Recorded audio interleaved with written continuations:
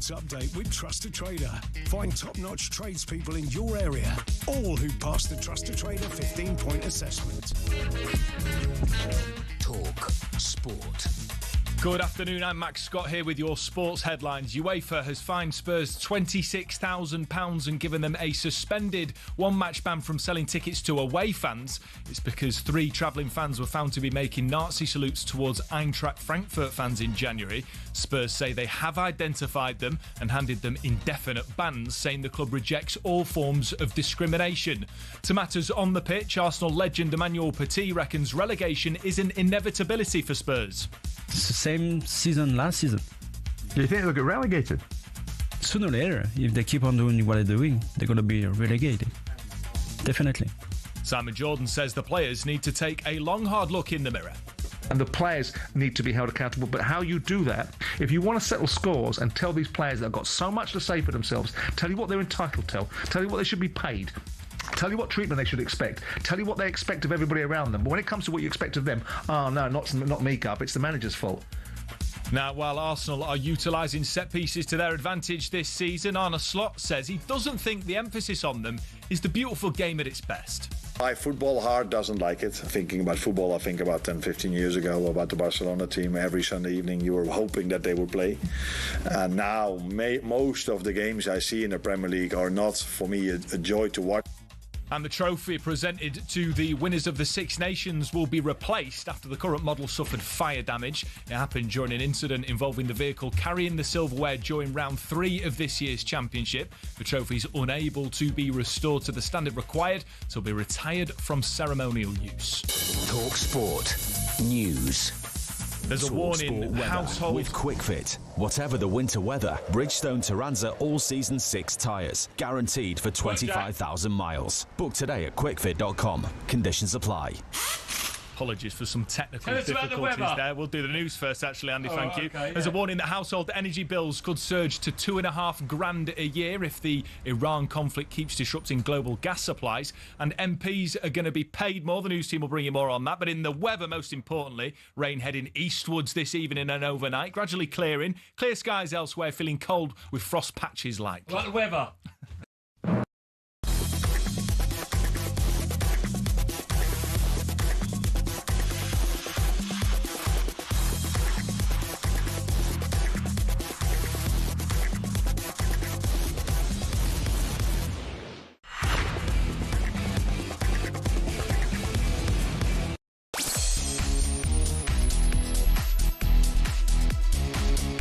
Hello, good afternoon. Happy Monday, everyone. Welcome to another Drive Time show with me, Andy Goldstein, and a fella that still can't get his hair cut. It's Darren, by the way. It's Darren Bent. Darren here, by the way. Darren Bent. DB, how are you? Yeah, I'm about you. I bet when United went 1-0 down, you were thinking, here we go, call the barbers. Nah, do you know what? I didn't. Nah, I just thought you'd get it over the line. Well, we did. I've got quite a big day coming up, so I need a dispensation for the hair. What? No.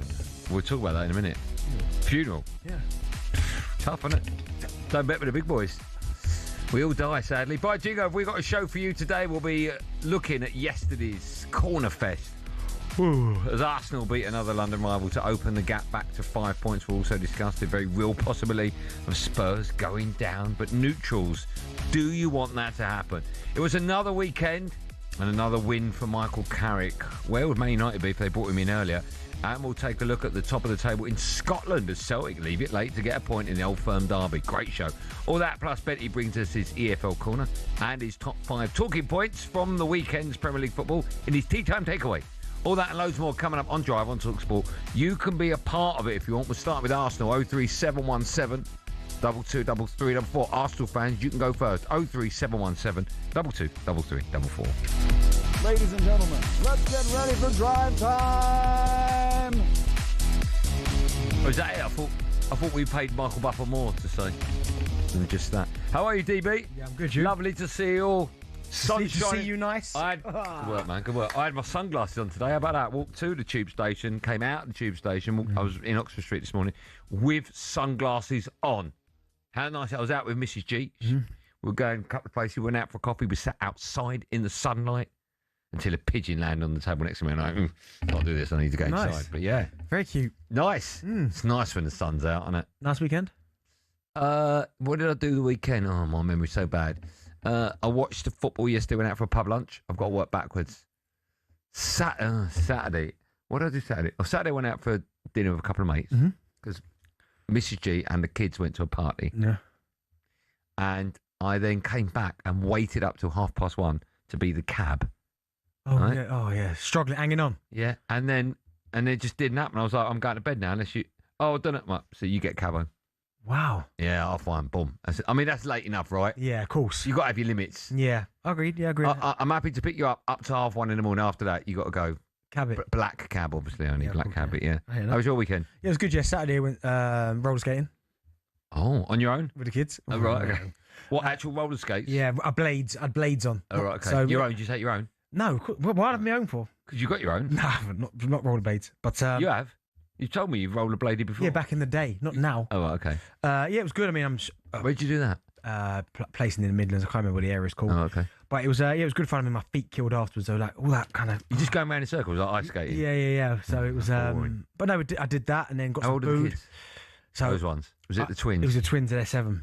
Oh, they loved it. And then when I watched my boy, he competed in the national cross country.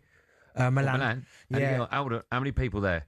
What in the race? Yeah, 150. Right. Let me tell you where I would be proud. And also, it was a couple of ages above him. Oh, an age. So he's 12 and he was running for the under 13. So he's up an age. Well, he's under 30. No, he's under 12. Well, you just said he's 12. Yeah, but the way that the kind of categories work, he's running above kids that are a lot like 13 years old. Well, they're not under 13 then. Well, okay, but either he ran a year up. Yeah. I would say, out of how many people? 150. If he came in the top 25, I'll be very proud. Oh, no, 64th. Nah, forget it. No, listen. Not for him. No, he's brilliant. Well, he's not. He's rubbish. No, he was brilliant. No, that's rubbish. It's my wife, listen, honestly. No, I'm just... See, now, here's the problem with the world today. Yeah.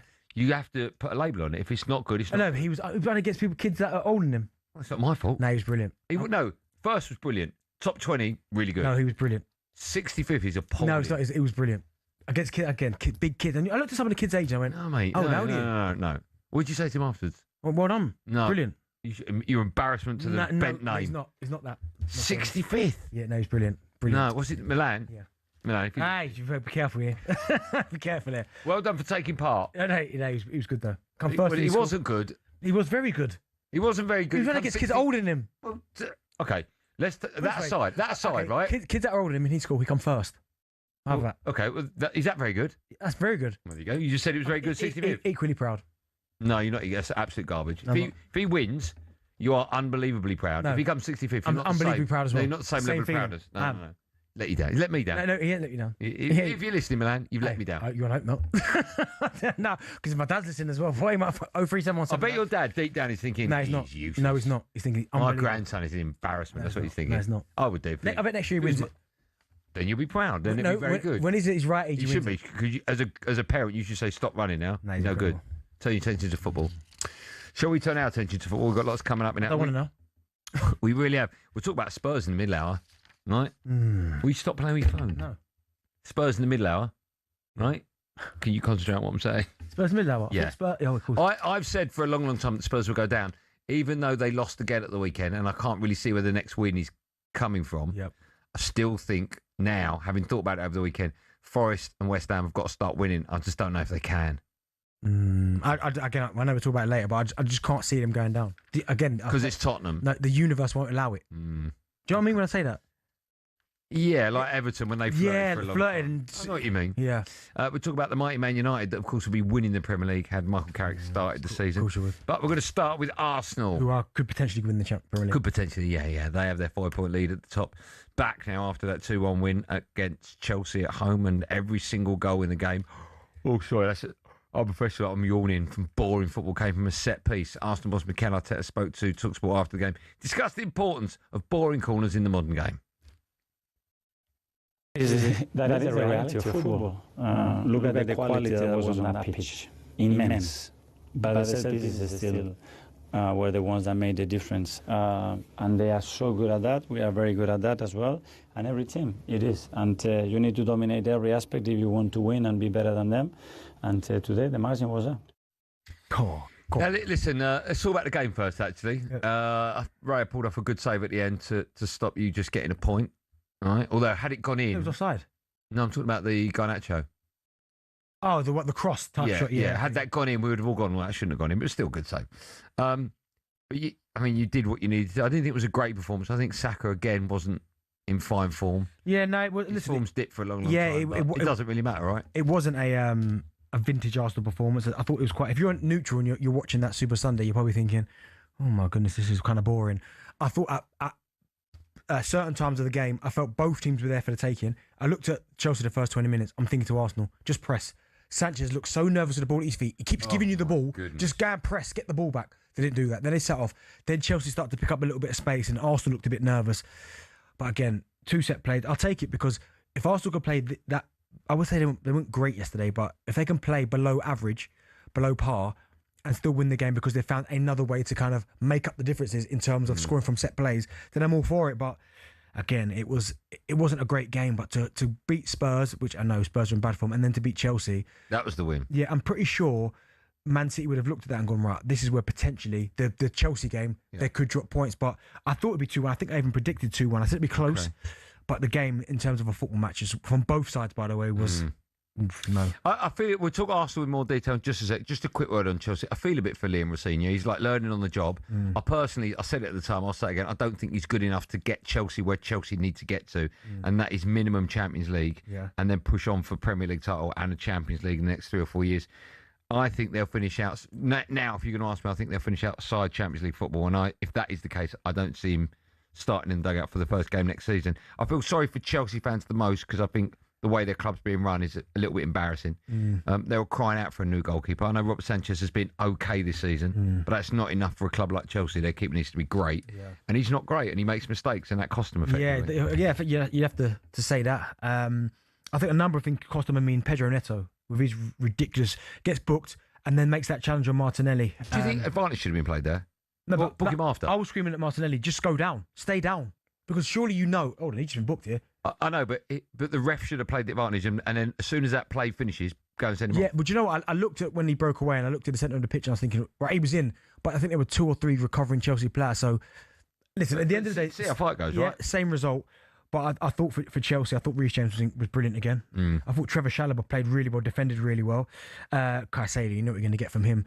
Cole Palmer's probably the one, if I'm a Chelsea fan, I'm looking at thinking, I'm not quite sure what's going on there. Because we know how good he can be. And when he's at his absolute best, in the Premier League, there's very few that are probably better than him. But we haven't seen that now for a couple of years. We've seen it in moments, like when did he get 4 again in the first half this year against Oliver Maida? Yeah. He played well at the World Club Cup. Played brilliant, actually. Yeah, but it's moments. That first season he was at Chelsea, it felt like it was every week something was happening. Yeah. Then last season, he still had more moments than this season. It almost like, I know the injuries have maybe played its part, but I'd be looking at him thinking, well, hold on, man. You played 86 minutes yesterday.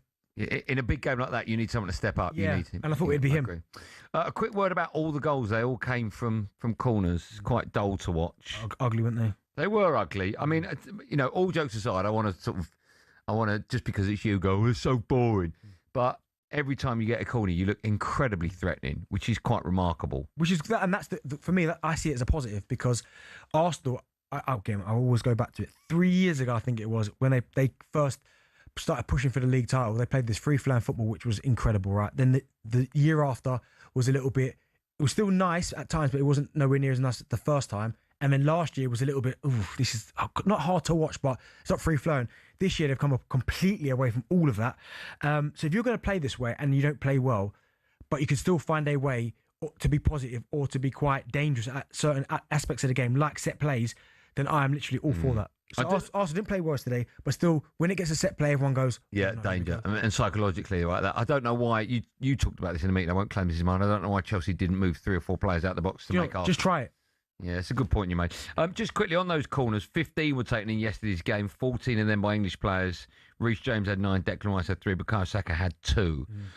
I think this is a great question. Does Thomas Tuchel need to be looking at that ahead of this summer? Because we look, if it was a we, as in Arsenal, but England, looks so threatening. I mean, effectively, that could be the difference, right, between winning a game and going out. Potentially. I mean, set plays, and I don't know why people don't spend more time on this, because how many times have we seen set plays decide big games, i.e. corner, free kick, some kind of routine?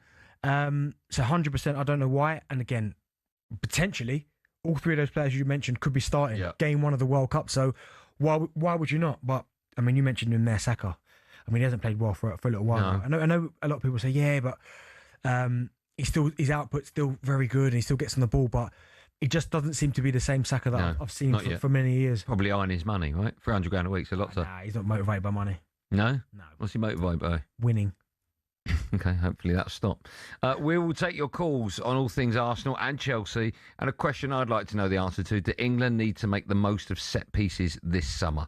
Does it matter how you win games as long as you win them? 03717 22 33 44. We're doing Spurs at 5, Man United at 6, but we're going to start with Arsenal and Chelsea and England with corners. 03717 22 33 44.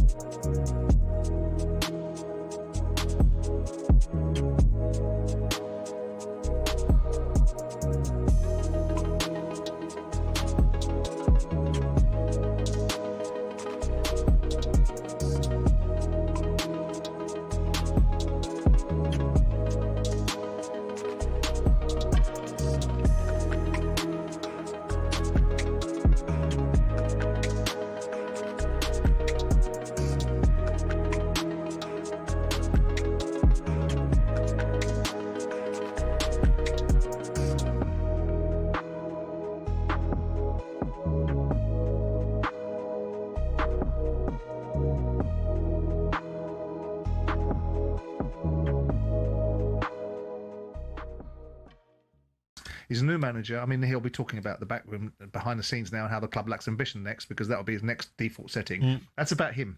That's not about the players. On the converse, the players should be ashamed of themselves.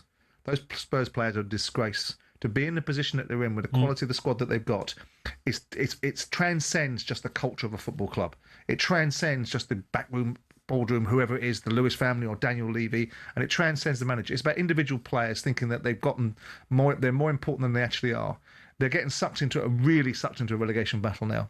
And it's gone beyond a joke now. I mean, I didn't expect them to win at Fulham, but I expect them to put on a commendable performance. I said last week, without wanting to be too much of a doomsday merchant, if they get beat by Palace and Fulham, they've got existential mortal jeopardy now, because they're now in a situation where they follow Liverpool up. They're going to get beat by Liverpool unless they really turn up in that game. And if they can turn up against Liverpool and they can't against Palace and Fulham, then they're cheats. Yeah. The bottom line is that Spurs are getting... The only thing that's keeping Spurs in this division is a lack of performance from other sides. The only thing that is a moment in time that will keep Spurs in the Premier League is that West Ham won't win enough games. That's the only thing that will keep them in the league at this moment in time. I mean, and the players need to be held accountable. But how you do that, if you want to settle scores and tell these players that have got so much to say for themselves, tell you what they're entitled to, tell you what they should be paid, tell you what treatment they should expect, tell you what they expect of everybody around them. But when it comes to what you expect of them, oh, no, not me, Gov, it's the manager's fault. But the point is that's what you've got right now. So he's got to find a better way than perhaps barracking them in the press. They haven't won in the league since December the 28th, Emmanuel. Yeah.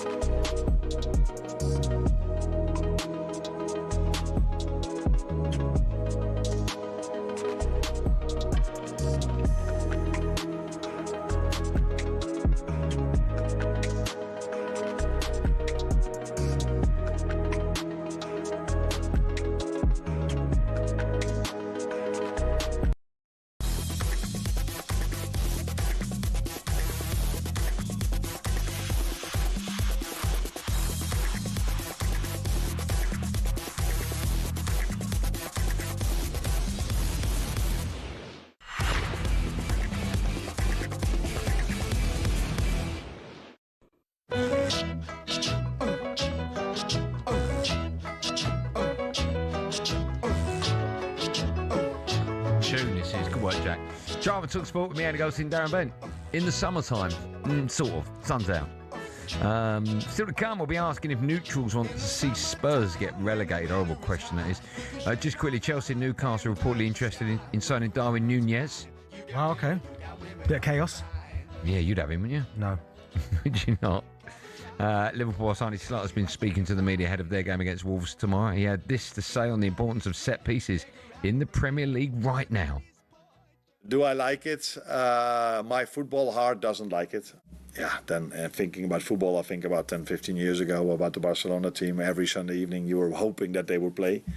And now most of the games I see in the Premier League are not, for me, a joy to watch. I don't get that.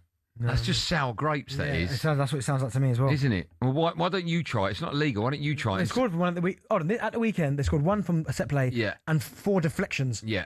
Was it 4 in the end? 4. Gakpo was a deflection. Yeah. McAllister took a double deflection. Yeah. One was an own goal. And the other goal was... It was 4 deflections. Oh, Ekatike, deflection. Yeah.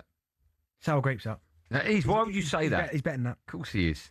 Let's go to phone lines. Do you mind it? Do you want to see England use it? 03717 223344. Just some of the questions we've asked. Ryan's got maybe 1 or 2 of the answers. Hello, Ryan. Hello, mate. You okay? I'm great. How are you today? Yeah, not too bad, mate. Not too bad. What would you like to say? Great show as always, guys. Thanks, man. It's very kind. I don't get the hate that Arsenal have about this set piece and being dead ball specialists. They found a different way of scoring goals and getting the 3 points over the line and stuff, and everyone hates them for it just because they have a different way. But let me ask you, Ryan, because if you don't, I'll explain it to you, and I don't mean to sound patronising, but do you really not understand why? I get it. I honestly get it. But when you're not playing very well and you have a different way of if you're not playing very well on the pitch and stuff, and you have a different way of scoring goals, then you utilise that way of scoring goals. Champions and good teams find a way of getting 3 points and getting over the line. If Arsenal found a way of getting them 3 points by dead balls, then why is that a massive problem? I genuinely don't think. Isn't the whole point of a corner and a free kick to score? To get to score. Yeah, I genuinely. We're scoring goals very regularly, and we're getting hated for it. I don't think it's because you're scoring goals from corners that you're getting hate, and I don't think it's Arsenal because you're getting hate. It's whoever's at the top of the league. That's not my club, and by me I mean everyone else that's not an Arsenal fan, scoring goals in a way that becomes quite envious, right? I do think Arsenal fans in this particular case, because you're top of the league and you're scoring, are taking it to heart. Like Martin Keown exploding the other day. Martin Keown failed to understand I wasn't going for Arsenal, I was going for any club that's not mine that's at the top, which is what football fans do. So the fact that you're scoring from corners and people are moaning, I don't think they just need some kind of stick to beat you with, and it just so happens to be the corner one. That's what it is. Yeah, and I mean, every time we score now, I just know if it's from a set piece, I sing the song of Set Piece FC Ole Ole. I always do it. I just enjoy the hate, if I'm honest. Yeah. But, we're top of the league, and we'll stay there hopefully, and we'll win. Hopefully we'll get over the line this year. Do you know what, right? Do you know what it is? I think the narrative will change. Say Arsenal won the league last year, right? And then they were doing this. People would say, "Us a sign of champions." They're finding a way to win. No, they wouldn't. Only Arsenal fans. No, they would. No, Benty.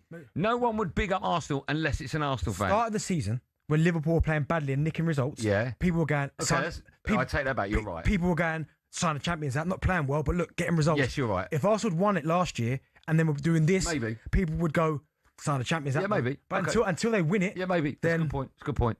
But it is your corner's very much like Haaland scoring, right? And other fans that aren't Man City fans will go, well, take out Haaland, you're not scoring any goals. Yeah. It's like, why are you beating that drum? Football fans, are football fans, yeah. Neil was an Arsenal fan. Hello, Neil. Neil? Hello? Hello, Neil, how are you? Yeah, good, thanks. Yourself? Good, very well, thank you. Why are you called Neil?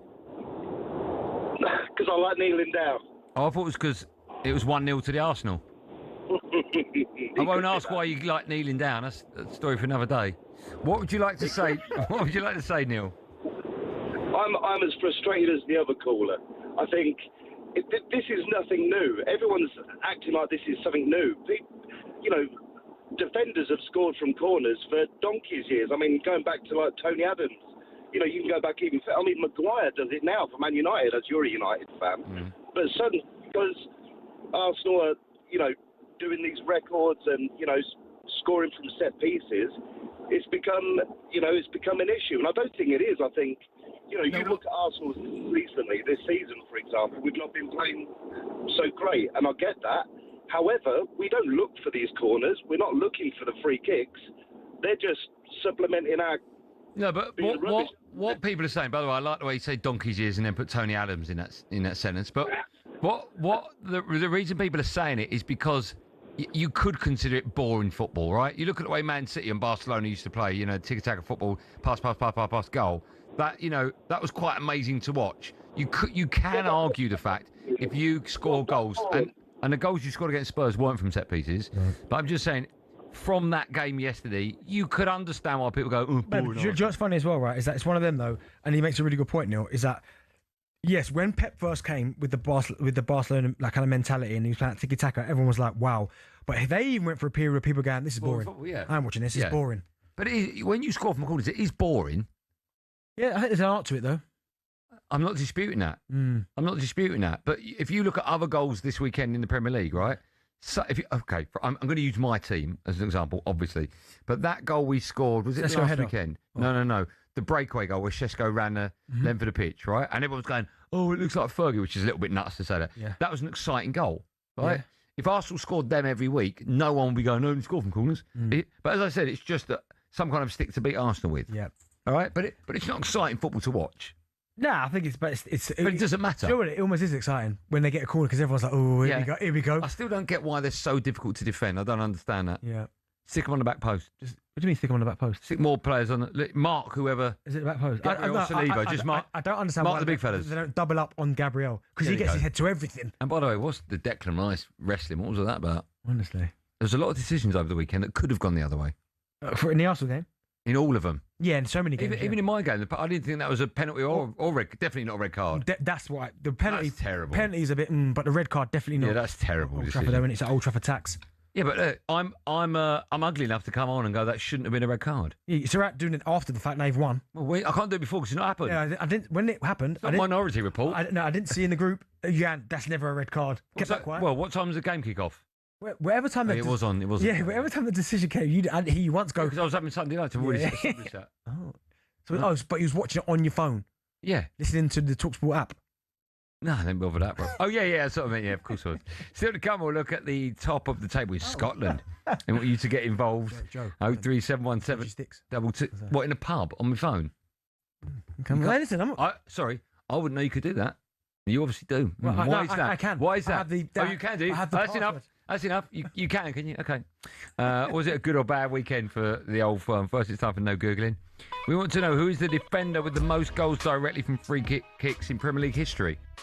Oh, let me say that again because you're all thinking it's Beckham, and it's not. Oh, defender. Sorry, I didn't read that word. Who is the defender with the most goals directly from free kicks in the Premier League? Okay, so it's not just the most goals, just from free kicks. Who's the defender with the most goals directly from free kicks? Okay, lovely. So defender, and he's got the most goals. Oh, I know that is. I bet you don't. Surname begins with what? I bet you £1,000 you don't. You would have lost your money. Who are you going to say? A defender. Yeah, go on. Leighton Baines. No, it's not him. The answer to that and my £1,000 will be paid up from Darren Bent right after this.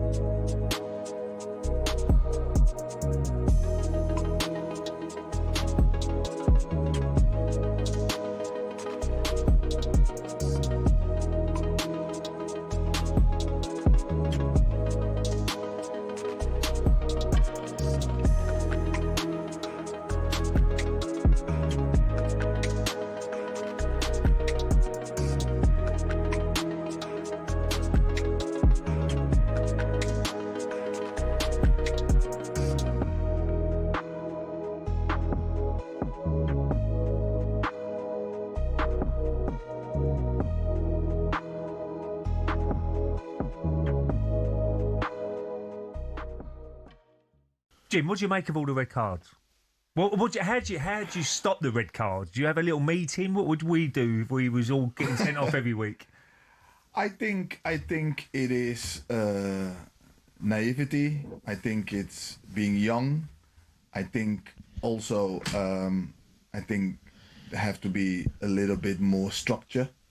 I think.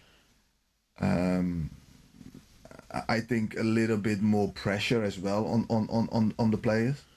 You have got a responsibility. Of course you have, yeah. To stay on the pitch, 11. I don't think there's no excuse for dissent and things like that, is there? No, but I know it's a passionate game, and you want to see, you know, be passionate. Yeah, you want to, and you want to have that. You want to keep that. And football is about that, really. It's about emotions. Were you a little bit surprised, Jim? I was just going to say, Jimmy, were you a little bit surprised at the appointment of Liam Senior? A lot of people, myself, a little bit surprised. I can't lie to you, but I think he's come in and he's if he's not hit the ground running, he's certainly looked as though he can handle the situation. Yeah, it looks like that from outside. He's done exceptionally well at Strasbourg. They obviously know him. They have looked at him from really close by. He's brought Strasbourg in Europe, what hasn't happened for a long time.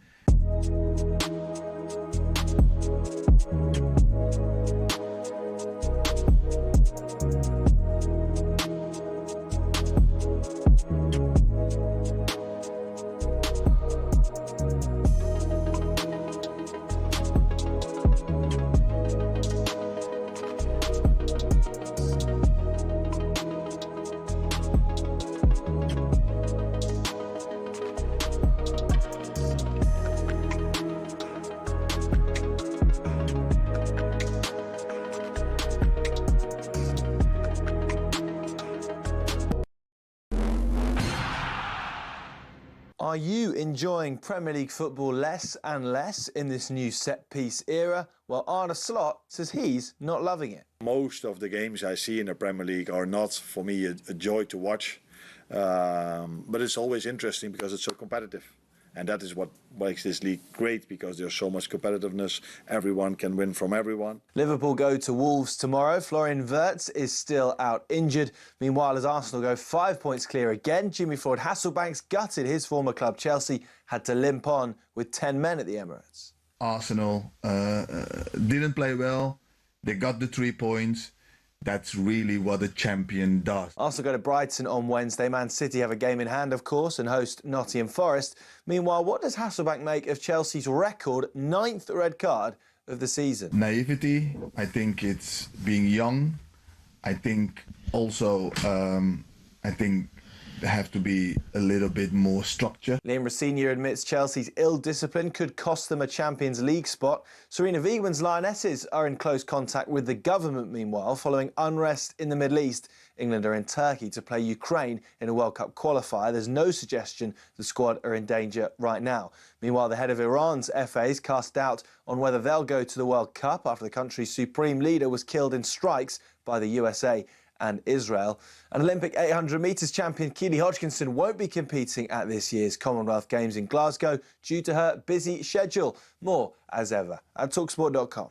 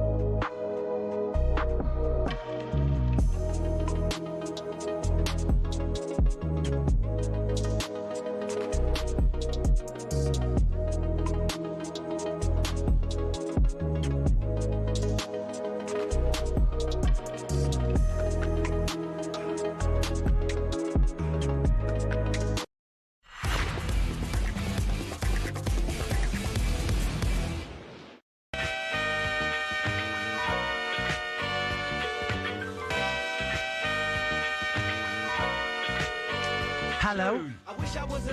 Who sings it? Skilo. I would never got that. Is it? Yeah. In my head, it's De La Soul. No, but I know why but it's Skilo. Why? It sounds a bit like them. Yeah. Any connection to De La Soul? No. De La Soul, unbelievable, by the way. Yeah. How many of them? You got any of the Roots? How many were in De La Soul? I want to say 3. Sure, it's got to be 3, right? That's the magic number. De La Soul. 3 is the magic number. Let's see if you got the magic answer. Right, so the question I asked before was who's the defender with the most goals directly from free kicks in the Prem? I've got clues for you, right? Go on. His first name is the noise a donkey makes. I don't know how to spell that. Well, say it properly. Ehon. That's his first name. Write it down. And his surname is the musical instrument that's used when you want to show people that stuff has gone back in time. You go. I'm sorry, what? You know the musical instrument with all the strings coming down? Harp. That's his surname. What have you got? Ehon Harp. Ian Hart. You got 10 direct free kicks. I'd like to know how many Baines he got. No, I'm guessing it's 9 or less.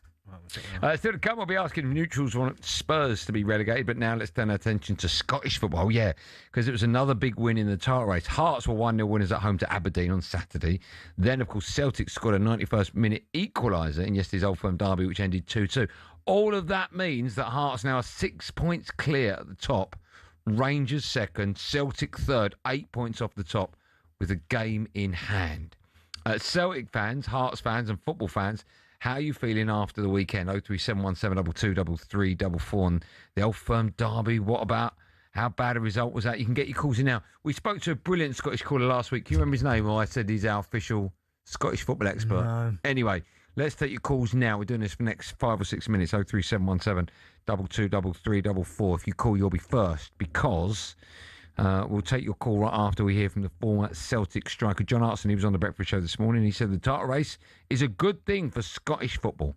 Generally, it's been Celtic Rangers for a number of years, in particular Celtic over the last 10 or 12 years. They've been very dominant, Ali, as you know. Yeah. But it's definitely refreshing. It's definitely refreshing for Scottish football. And as you say, mate, it could be any one of the four. I'm with you. I'm not quite sure if Motherwell can claw the points deficit back and eventually go and win the league. But no, it must be very, very exciting for the fans. I've said this before when we asked the question, is it a good thing for Scottish football that it's not one of the big two possibly win it this season? Well, this is the second week on the bounce where we've talked about the Scottish Premiership in our show. So it's getting column inches everywhere. I think can only be a good thing, right? I mean, it was pretty much the perfect weekend for Hearts, wasn't it? Yeah, it was, yeah. And then all of a sudden, listen, I don't pretend to sit here and watch Scottish football every week, but I did watch the derby, which was a good game. I thought Rangers, when it went 2 up, game over. Did you watch it? You did, yeah, I watched it, yeah. I thought fair play. What was it on? Sky Sports. Was it? Okay. Yeah, Sky Sports, yeah. I mean, Chomete's 2 goals. Oh, okay. 2 lovely finishes, the overhead, and then... Oh, the overhead, I saw that, it was amazing. And the other one where he nicks it around the defender and then a little finish, it was nice. But then I'm looking at the table thinking it's a 3-horse race. And then I see Motherwell coming out of somewhere and I'm like, hold on. What's the gap there? So Motherwell are on 53, Celtic are on 55, Rangers are on 57, and then it's Hearts on 63. So you've got 10-point gaps to Hearts, but... Well, 9. Oh, yeah, 9 to the top. Yeah. But then we've got the split coming up soon, Yeah. right? And then they play each other another 2 times. I think it's really exciting because, as you said there, everyone's talking about it. We're talking about it. It's a story now in this show that potentially one of the big heads might not win it. But then I'm looking at, obviously, stats and stuff, and you look at Motherwell, sorry, they've conceded 18 goals. Yeah. Is that the second best defensive record in Europe, I think? Yeah. It's certainly one of them. I mean, Hearts have only conceded 24, Rangers 25, Celtic 30. So Motherwell conceding 18 is incredible. That is incredible. I said if you phone up, you could be next. 03717 223344. We've got 5 minutes on this, so if you want to have your say on who's going to win the Premiership, dial now because you'll be next after James, the Hearts fan. Hi, Jimmy. Hi, how you getting on? Good, man. How are you? Brilliant, absolutely brilliant. Top of the league, and looking for the run-in now. Just excited about it all. Yeah, when I suppose it's a very similar feeling to how Leicester fans would have felt in their run-in to go on and win the Premier League. Have you actually started to think, okay, game on now, we can win this? And if so, when did that feeling first enter your head? Probably, we definitely feel like we can win it now, partly because other results are going our way, and other teams are slipping up, but we're consistently we're grinding out 1-0 wins now. We've had a lot of injuries to Striker and Shankland, so just when we can go. James, you there? That's annoying. James? James? James? Yeah, I'm here. Can you say all that again? I don't know if you went in a tunnel, but we lost you. Sorry. So, when was the first thing we could win it? Probably when we went on a really good run at the start of the season, and both Celtic, Rangers were struggling. Celtic changed managers a couple of times, so they've had their issues, and we've just gone on a really consistent run. So yeah, we can definitely win it now. It's a long time since we won it. 66 years, and you were saying it's similar to Leicester season, and I remember that was so refreshing for English football that someone outside the sort of giant clubs won it, and hopefully we can do that this season. James, let me ask you then, and I don't know if this adds more pressure, because your last 4 games of this half of the season before it splits, you play Livingston, who are bottom, Kilmarnock, who are second bottom, Dundee, who are fourth bottom, and then obviously you've got that tough game against Motherwell. Does that make it more difficult because now you're expected to beat the likes of Livingston and Kilmarnock? Possibly, but these teams have actually Livingston have actually picked up a bit of form in the last little while. Dundee have picked up under Stephen Presley. He's come up from Brentford. And who else do we have? Killie away is tricky, although they got hammered away. And so I think you just have to take, it's all cliche, but you just have to take each game as it comes, try and win. And Celtic have actually got quite a tough little run. They've got Motherwell the week after the Cup game at home, and that's a real, that could go anyway, to be honest. Motherwell are a really good side, by the way. You probably don't know a lot about them, but they've been really impressive. Let me ask you, my knowledge of Scottish football is quite poor, James, I'll be honest, but we've got you on, so hopefully yours is going to be far greater than mine. Do you think when Leicester won the Premier League, a lot of people, maybe even Leicester fans, thought it would just be a one-off, and of course it was. Do you think this could be the changing of the guard, do you think, north of the border, or not? Well, not changing the guard. Rangers and Celtic aren't going anywhere, are they? They're huge clubs. I mean, bar the fact that they're based in Scotland, they're two of the biggest, probably 4 or 5 clubs in the UK, fan base and such. Mm. So they're not going anywhere. No, but what I mean by that is, will you see it as a one-off, or will you think there's every chance you could defend it next season? Well, Tony Bloom came in, the guy that's behind Brighton, and he's invested, and he's used his Jamestown analytics to identify players, that maybe have come from Norway and Austria and places like that can come in and do a job, and hopefully the idea is that we develop them, give them a platform, and then they get sold at a good time, and we reinvest. That seems to be kind of in a smaller way what Brighton have done. So I think we're in a really good place. And you were saying it's very similar to Leicester season, because I think that season Man United had a dip since the Fergie years. Man City had probably a dip that season. Liverpool weren't quite back where they were going to be. And it was really Arsenal and Tottenham. And it came down to Tottenham and Leicester in the end. So it's kind of similar in that other teams have been a little bit frailer than normal, and we're managing to grind out wins, really. But we've had a lot of injuries recently, and we're kind of hoping that our main striker comes back in the next 2 or 3 weeks that can get us over the line, sort of thing. Okay, James, thanks for your call. Just quickly to that Leicester season, it was Arsenal that finished second. Yeah, and that wasn't Spurs, I know. They finished third, didn't they, Spurs? Yeah, 1 point behind Arsenal. Whitey's a Hibs fan. Hi, Whitey. Hello? Hiya, how you doing? Yeah, good, man. How are you? Hiya, sorry, buddy. Not too bad. I'm a Hibs fan, so I'll probably get dogs abuse for this, but I think Hearts are going to go ahead and win the league. They're fighting for every player's fighting for each other. I mean, you look at the end of the Hearts game there against Aberdeen, Derek McInnes had a wee bit of a fight with I can't remember the guy's name. Every player was in there for him, and that's what you need to win a league. You just need that fighting desire to win it. Celtic and Rangers, they've got better players, probably, but they're not spending the money as they were spending before. And I think Hearts, if they win this league with the investment they're getting for Tony Bloom, I think it could be changing in the dark. Yeah, I wouldn't. Thanks for your call. I mean, I wouldn't back against Tony Bloom. I was going to say he's a phenomenal man. Honestly, he is incredibly clever. He's analytics company in terms of data. It doesn't surprise me. No. As soon as he gets involved, you go, okay, here we go. That's incredible. Yeah, isn't it? Hearts win it. Go on, the Hearts. Yeah, I mean, I haven't got a dog in the fight. It don't bother me. Obviously, you have. Go on, the Hearts. That little line there. No, not particularly. Well, you just. No, but why would you do that? No, I think it'd be quite good for them to win it. When we come back, we're talking about Spurs. Would it be quite good for them to go down if you're neutral? Jason Cundy's a Chelsea fan.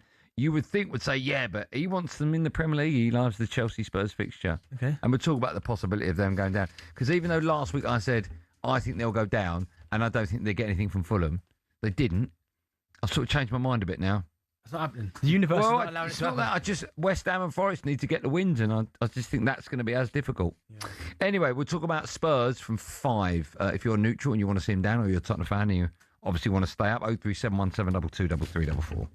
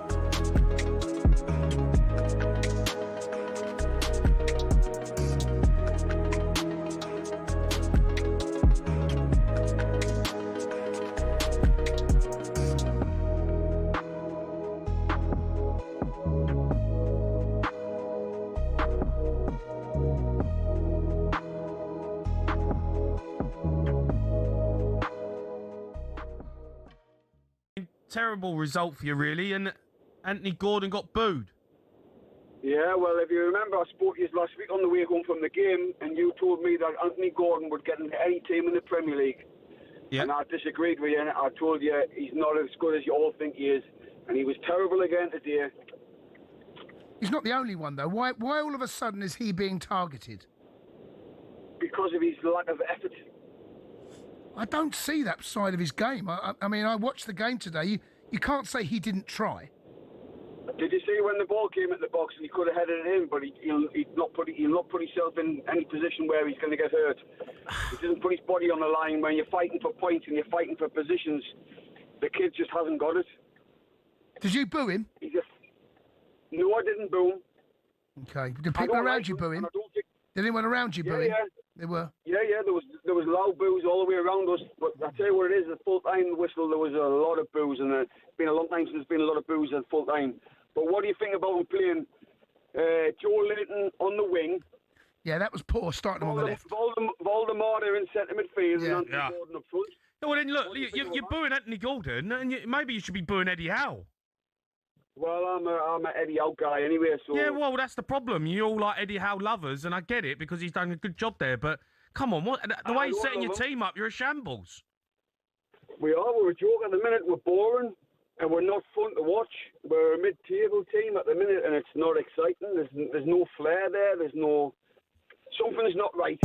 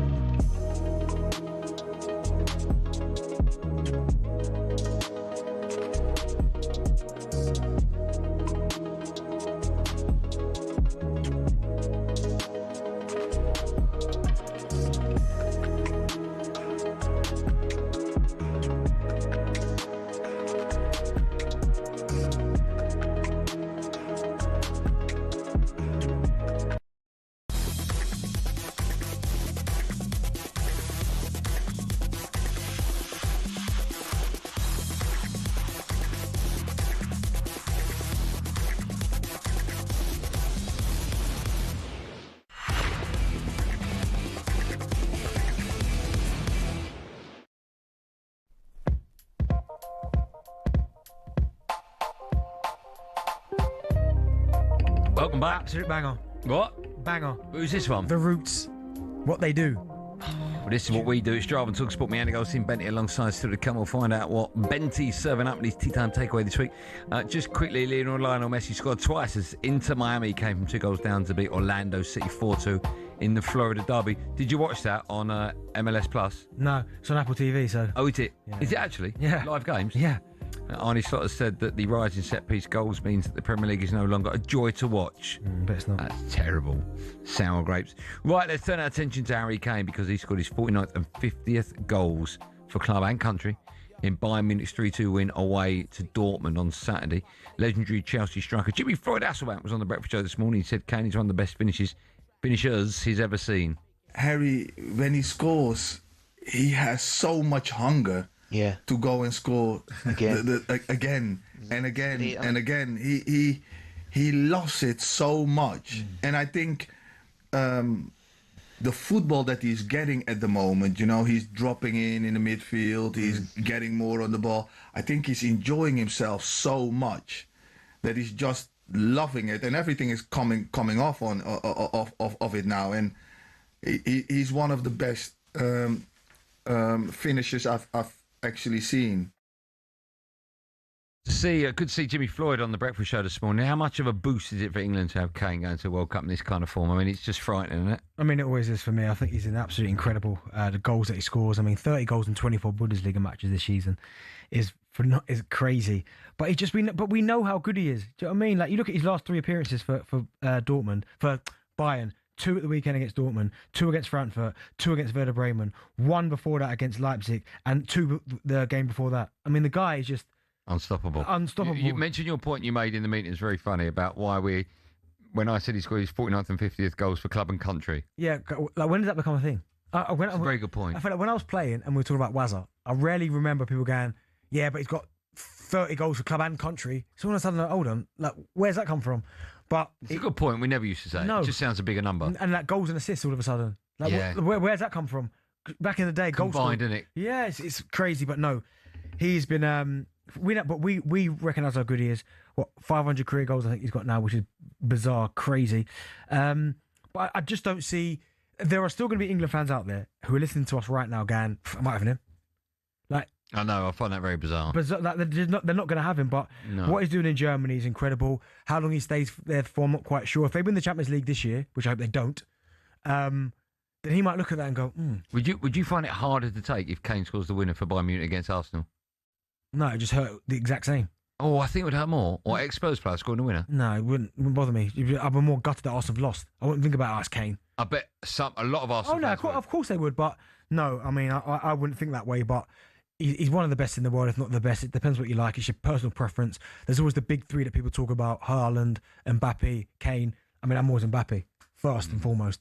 But them numbers, you can't argue with them numbers. No. He's putting up better numbers than Lewandowski. Yeah, it's insane. Insane. A quick word, someone else is putting up good numbers. Danny Welbeck scored the winner for Brighton at home to Forest this weekend. 11 for the season in all comps. Does he have? I know we talk about this every time he scores. And we're talking about it a lot because he's scoring a lot. Does he have a case for going to the World Cup as Kane's back up, or is it? See what's mad is that, and we're just talking about Kane, right, and the numbers, and he's second, right? And you talk about, like you just said there, we talk about Welbeck because he scores a lot. Like, these are his numbers in terms of like all comps since 2020, 2021, so 5 years, 6 years, right?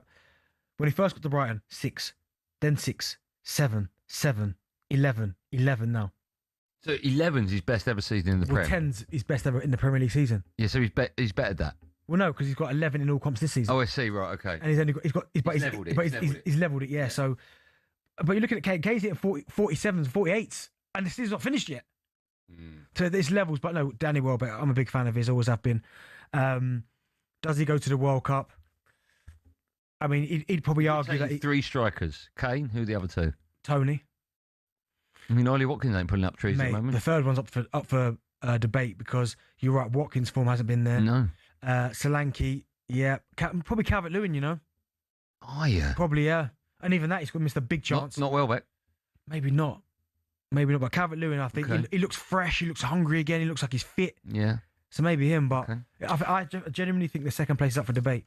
You mentioned Solanke possibly. Well, he needs to start scoring them for Spurs if they're going to stay up, because they lost again at the weekend. The neutrals want to see Spurs go down. Spurs fans, do you think you will? I don't. I've changed my mind, even though everyone lost, including you. I just think other teams won't win enough goals to keep... Games, yeah, sorry, to push you further down. I just don't see it happening. But listen, that's what we'll talk about. The neutrals want Spurs to be playing Championship or Premier League football next season. Clear the switchboard. I imagine a lot of people want to have this. So if you're one of them, pick up the phone. You'll be next. 03717 223344. Tottenham chat right after this.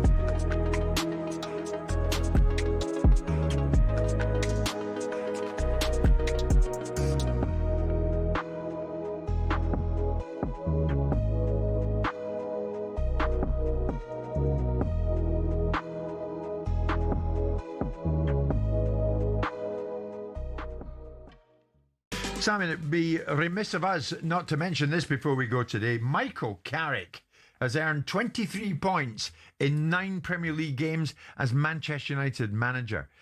Quite incredible. He's won 7 of them, drawn 2. It's a joint best start after 9 games by any manager in the competition's history, alongside Ange Postecoglou. Manchester United move up to 3rd in the process in the Premier League table for the first time since May 2023. It's one thing looking at that and thinking, yeah, brilliant. Is it too far to go to say Michael Carrick's now got to really be in the running for the permanent manager's job? Well, yeah, I think he can be in the conversation. Absolutely nothing wrong with that. He should be in the conversation. He should be, they selected him to manage a team for 5 or 6 months. Then they can open their minds to whether he can manage a team in the bigger picture. Because it might well be that they've been a beneficiary of some serious luck, that they might have found a manager that can take them forward. There's a big difference between managing them in the interim, picking up someone else's slop, and then being able to be responsible for it in the longer term and build out a bigger future. Now, if you look at the results he's got, and there's some great results in there, certainly the Manchester United win over Man City and Arsenal are very commendable results. You look at the other results and you say to yourself, well, you kind of expect a Man United side to be in these games, winning these games. I would expect Man United to beat Crystal Palace at Old Trafford. I would expect Manchester United to potentially take some points off Everton, who can't score goals in their own stadium. I would expect them to have done better slightly against West Ham, but West Ham were slightly resurgent. I'd expect them to beat Tottenham, who are tepid at this moment in time. So in all of that, you have to get some context, but there are great results in there. If you beat Arsenal and you beat Man City, my thought process was, yeah, United go and get turned over at Fulham, but they didn't.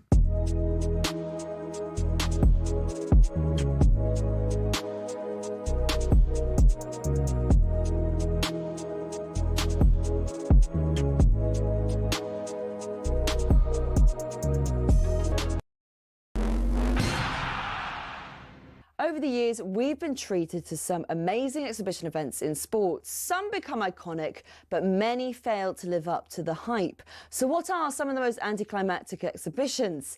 Technically, it wasn't an exhibition because it ended up being sanctioned as a pro fight, but it basically was. 2024 saw Mike Tyson return to the ring to fight YouTuber Jake Paul. The event, which Paul won, was streamed by 65 million people on Netflix, making it the most streamed sporting event ever at the time. But many complained of buffering and freezing. And as for the fight itself, well, it was considered an entertaining disaster. I mean, it wasn't prime Tyson, he was 58, and after the fight, Paul, who was 27 at the time, said he'd actually gone easy on Tyson towards the end. Now, Mayweather-McGregor in 2017 was a better watch, despite Mayweather going rope-a-dope early on, but it was way too expensive. Pay-per-view was 75 quid, and in the stadium, The cheapest ticket was over $370. Now, this next one you could have watched for free, only because the pay-per-view had streaming issues, so they had to open it out. I'm talking about Tiger versus Phil in 2018, which was nicknamed The Match. Massive names and massive rivals going head-to-head. On paper, it worked. In reality, it didn't. The two players were mic'd up, so we all thought we'll get fascinating insight. We'll be able to hear them insult each other for 18 holes. But what we actually got was more heavy breathing and sniffles. And for two GOATs, the golf itself was bang average. And speaking of GOATs, let's end with Messi and Ronaldo. In 2023, an exhibition between PSG and the Riyadh All-Star 11 saw them share a pitch for possibly the final time. To be fair, it was a goal fest, which PSG won 5-4, and Messi and Ronaldo both scored. But it was obvious they were past their prime. El Clasico, this was not. And with it being in Saudi, there were more sports washing claims. So there you have it, exhibitions that have let us down. And I didn't even have time to mention the Community Shield.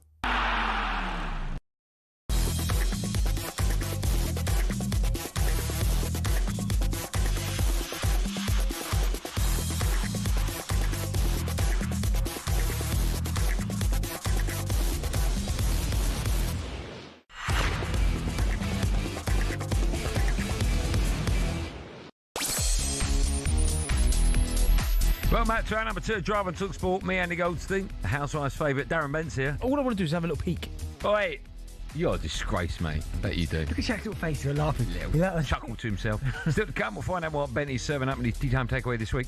But now, do neutrals want Tottenham Hotspur to go down? And there is the full-time whistle. Fulham 2, Tottenham 1.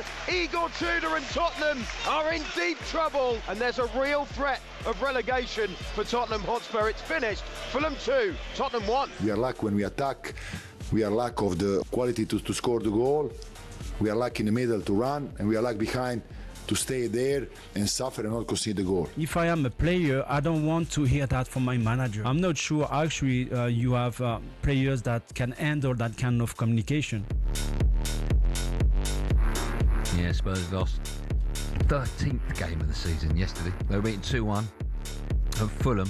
They are still 4 points clear of the relegation zone, but interim boss Igor Tudor has lost both his games. Since coming in, they've now won 2 Premier League games in 19 and none in their last 10.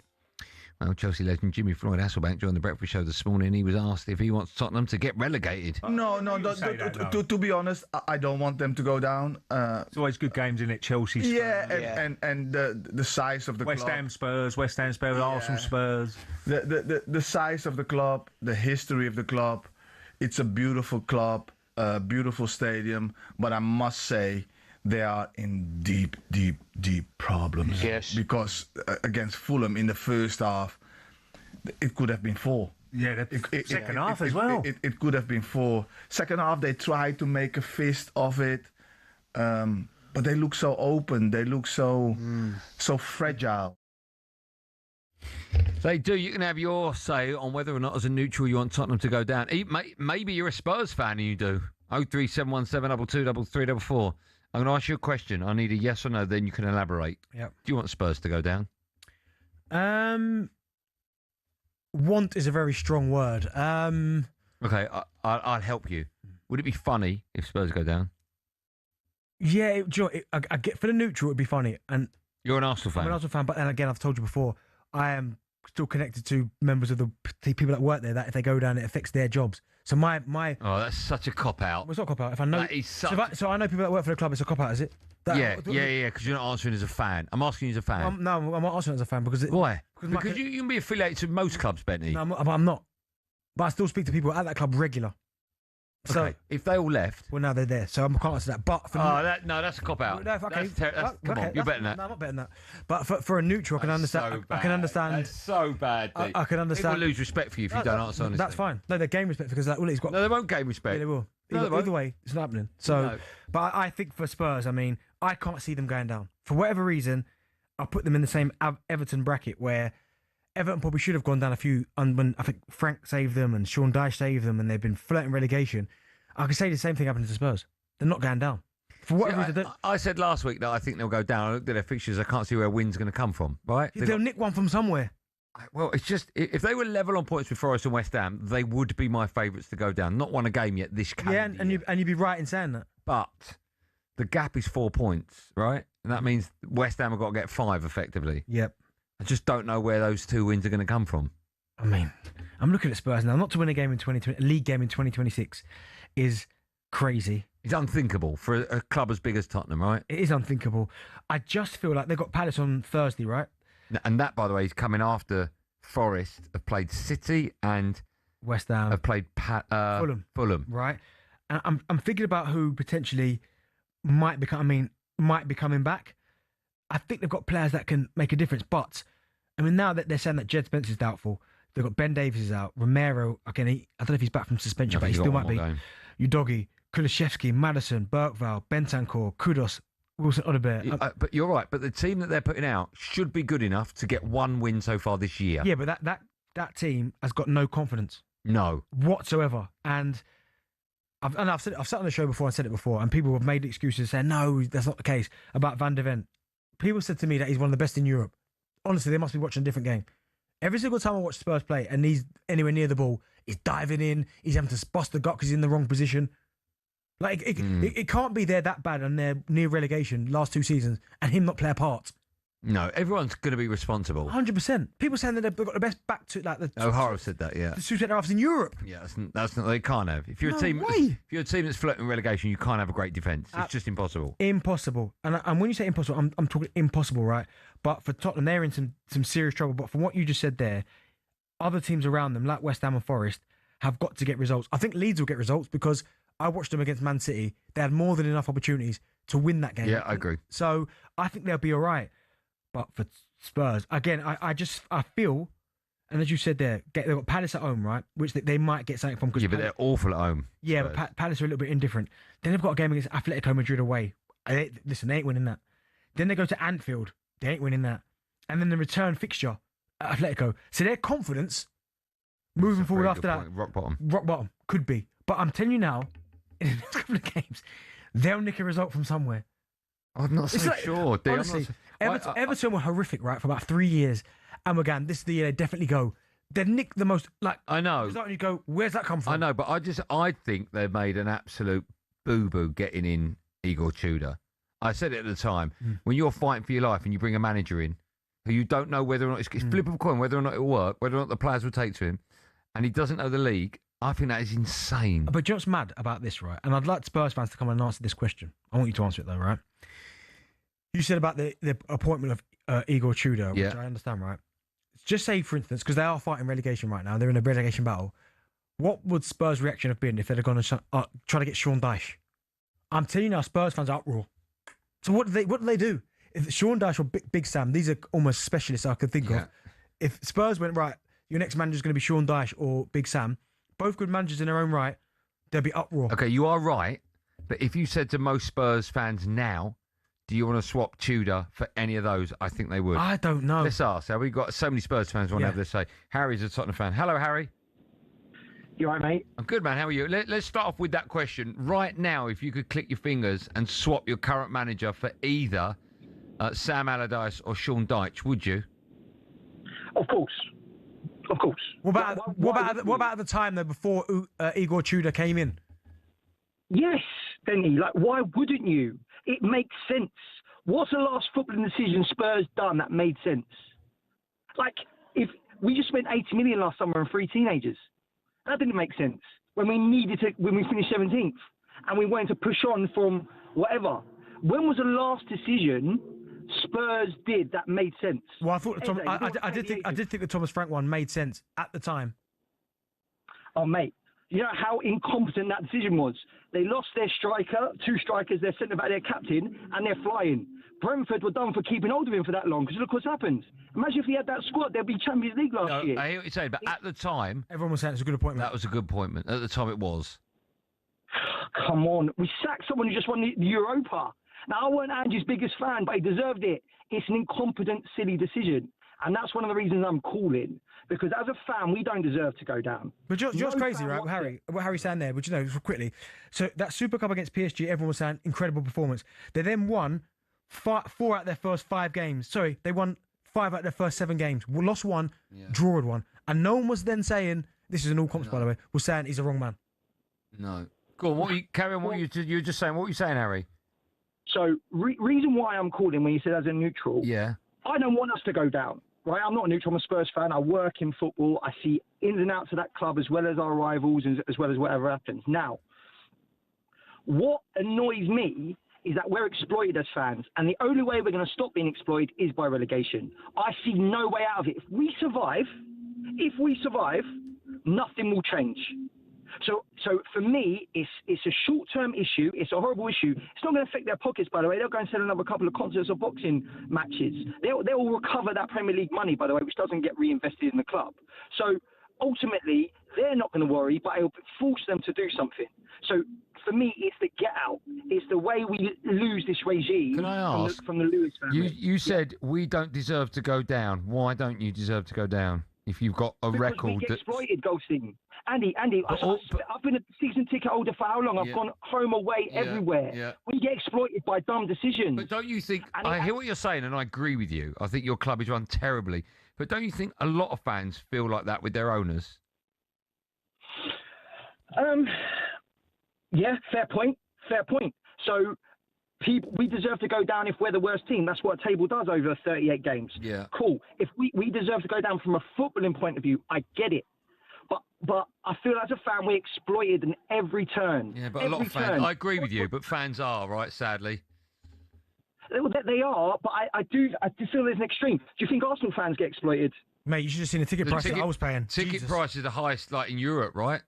Highest in Europe, yeah, but look what they've got. They've got a sporting director who's left now, who backed the manager. The only team that spent over £1 billion, if I remember in history, the only team that spent over £1 billion and kept the same manager without winning anything. I know, but if you're an Arsenal fan, you could argue that up until the beginning of the season, and now if things go pear-shaped, that you keep having to pay more and more and more every year, and you win nothing.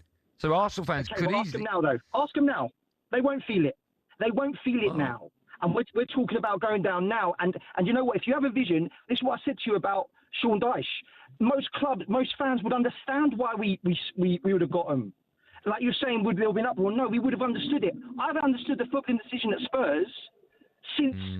You know what, mate? So even Poch, I was questionable, and he got lucky with an amazing squad, and he went and did amazing things. I love him.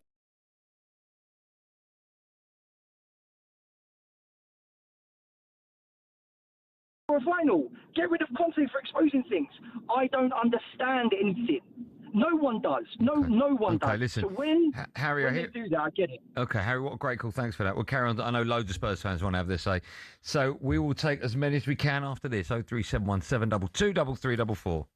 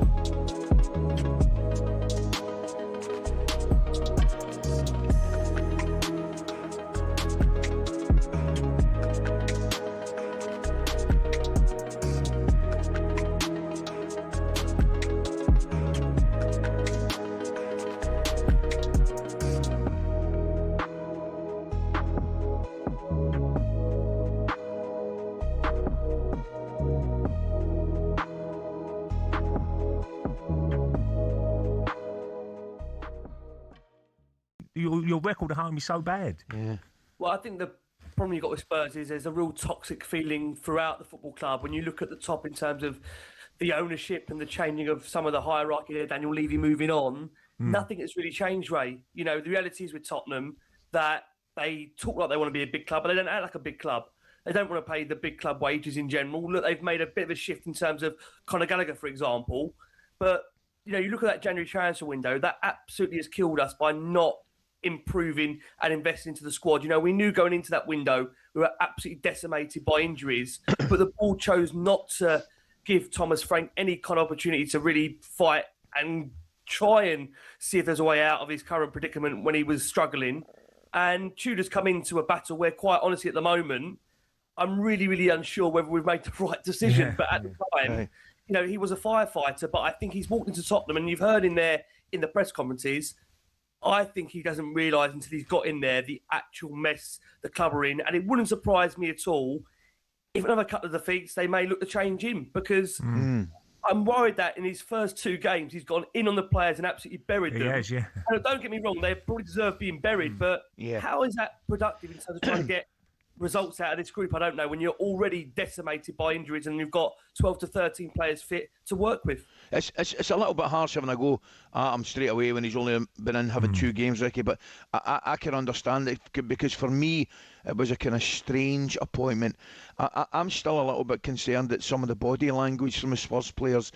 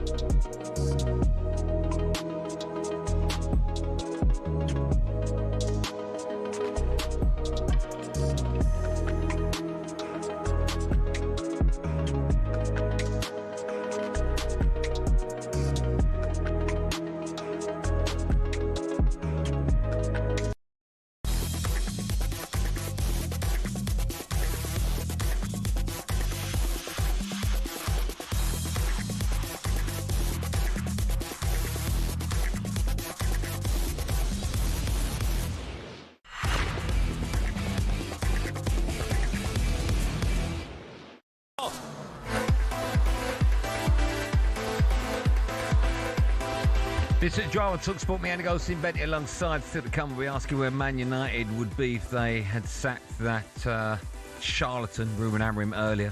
Just quickly, Chelsea Newcastle reportedly interested in signing Darwin Núñez. Neil Warnock, wow, has taken temporary charge of Torquay United at the age of 77 after they sacked their manager Paul Watton. Right, we're taking your calls on Spurs. The neutrals want them to go down. Or if you're a Spurs fan, what's happening at your club? Kevin is a Spurs fan. Kevin? Hello, my friend. How you doing? Good, man. Very well. How are you? Okay. Been better, but, you know, you keep on hoping, don't you, above hope that Spurs might pull a miracle out of the hat and actually win something. Well, I don't think it's necessarily not in your hands, but I think you could lose every game between now and the end of the season and still stay up. Well, I hope you're right, because I think the first part of that statement is correct. You could lose every game between now and then. Oh, he's gone. I think we've lost him. Let's go to John. Can we try and get Kevin back? Let's go to John. Hello, John. Hello, mate. You all right? I'm good, John. How are you? Are you right? All right. My theory is, right, these players look as though they're going to take us down. I truly believe we're going to go down. There's no fight. There's no passion. There's no. They can't even string 2 passes together. And we not won one game in 2026. I think we won 3 since November last year. So there's nothing to say we're going to win another 3, is there? You know, look at it like that. If these players take us down, I would turn around and say, right, you're going to bring us back up. I wouldn't release any of those players. I'll say, you took us down, you bring us back up. I'll tell you what, the only way you can leave this club is if we remain in the Premiership. Then we'll release you and get you gone. But other than that, all these players... I hear what you're saying. You can't have players wearing the Spurs shirt if they don't want to be there. It just won't work. You'll go down again. Stick them on the bench. Stick them on the bench, right? A lot of them are half-hearted. They've done nothing. You look at their attitude. Jed Spence's attitude, he didn't play at the weekend. It's just shocking. It's like down tools. A lot of them, Van der Ven, he's playing half-cocked. I mean, you just look at them. I mean, that's for this new bloke, Tudor. He's playing players out of position just put the players in the right positions and we'll probably get a performance out of the team. You're playing Gallagher as a wing back. You're playing Gray as a wing back. You're playing Simmons on the wide, and he should be like number 10. I mean, what is he doing? I mean, what is actually going on at this club? It's a disgrace. It is an absolute disgrace from top to bottom. And if any players are listening, when you go out there Thursday, have a good, long, hard look at yourself. Just have a look at yourself and what you're doing and where you're taking this brilliant, famous, massive club. You're dragging it down. I'm telling you, they are dragging it down. Yeah, listen, it's not great from a Spurs, passionate Spurs I just fan. can't believe Spurs will go down. Told you, I can't see it happening. I think this week is giant. Yeah. If they lose at home to Palace Thursday. You think that's it? And no, not that's it. But if West Ham are the one. I know Forest as well. But if West Ham somehow beat Fulham at the week, this one, I'm going mad, this week, that's massive because then it adds to pressure. It's another defeat. I mean, if a new manager losing 300 bounces is just nuts when his job was just to keep him survive. Yeah. Mick's a Spurs fan. Maybe he's got the answer. Hello, Mick. Good afternoon. How are you, boys? Oh dear, sounds more doom and gloom. We're okay. How you doing? I've got a season ticket. What do you expect? Have you got a call yet whether or not you're going to renew your season ticket for the next 3 years? Listen, the arrogance of this board, right? There was a game against Newcastle midweek the other week. They put it down as Category A. I had an email saying my season ticket will be frozen, for the prices next year. Yeah. And also, the Newcastle game will be downgraded to a Category C. Well, hold on. We might not even be in that division. That is the arrogance and the incompetence of the people running the club. Yeah. How can you turn around and say you're guaranteeing that Newcastle is a Category C? We might not be in the division. What you mean for next season? Yeah. Hold on. So they said this season is Cat A, but next season will be Cat C. Yeah. Terrible. That's incredible. That is Tottenham Hotspur in a nutshell. See, and as for the players, Benty asked about Sean Dyche. I would have Sean Dyche, right? But the rumour is that Forest, they didn't like him because he made them run too much. Poor little loves. Yeah, I do think. Listen, Spurs is a terribly run club in my opinion. Yep.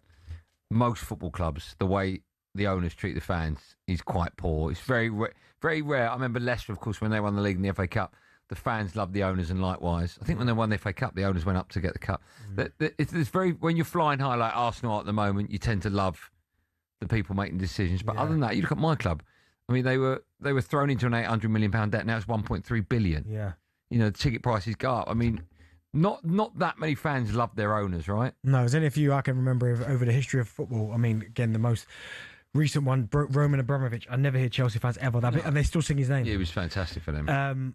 But you're right. But there's been a disconnect between Spurs and the hierarchy and the fans for such a long time now, and it almost feels like Levy's no longer there, and there's still problems. Do you know what I mean? Well, worse now. Yeah, you don't know what's going on, but. This week, I think I agree with you. It's massive for Tottenham. I think if they get to a situation, I still don't think they'll go down.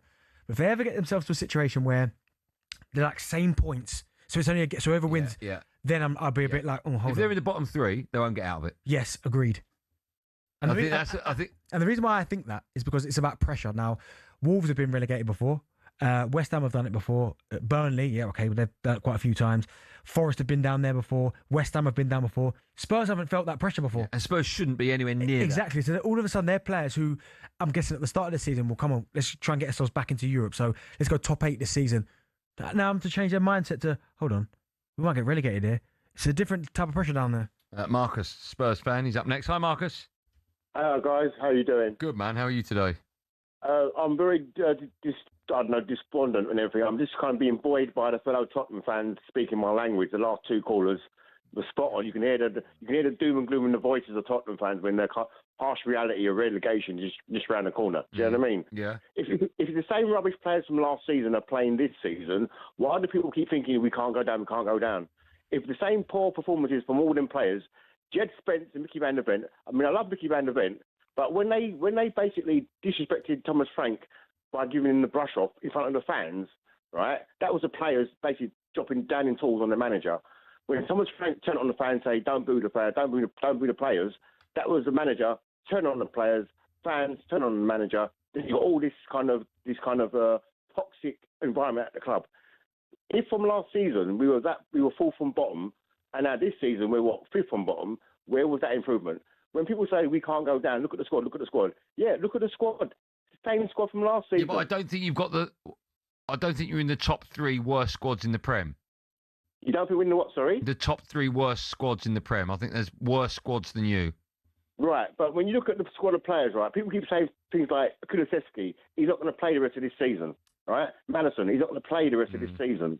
So taking him into the equation, who else are you talking about? Now, in my opinion, Mickey Van der Ven, I love him because he's quality. Don't forget, he plays for the Dutch national team. He plays alongside Van Dijk, so he's on Van Dijk's level in that respect.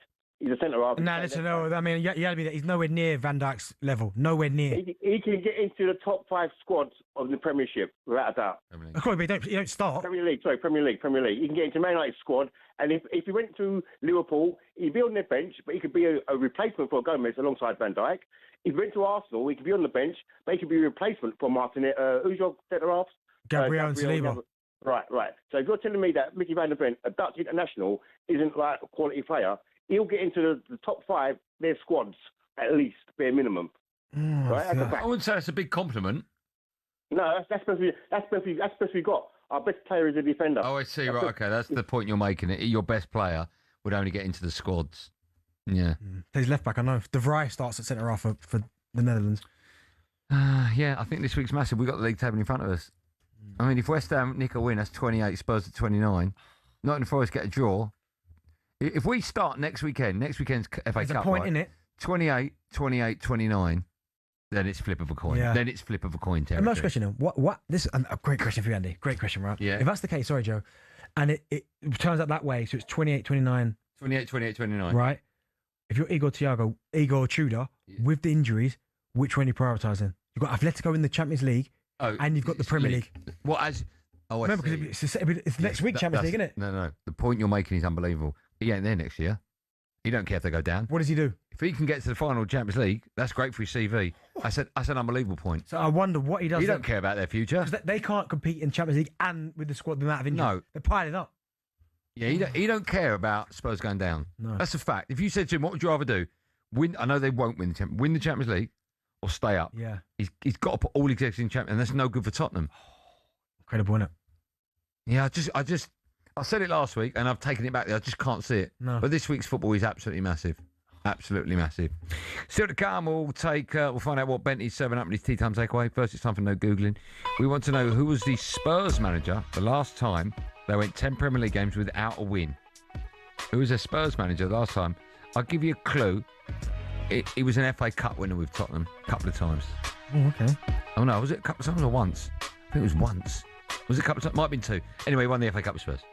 The answer to that and more coming up live on Drive talkSPORT in seconds. Stay there, stay where you are, stay there.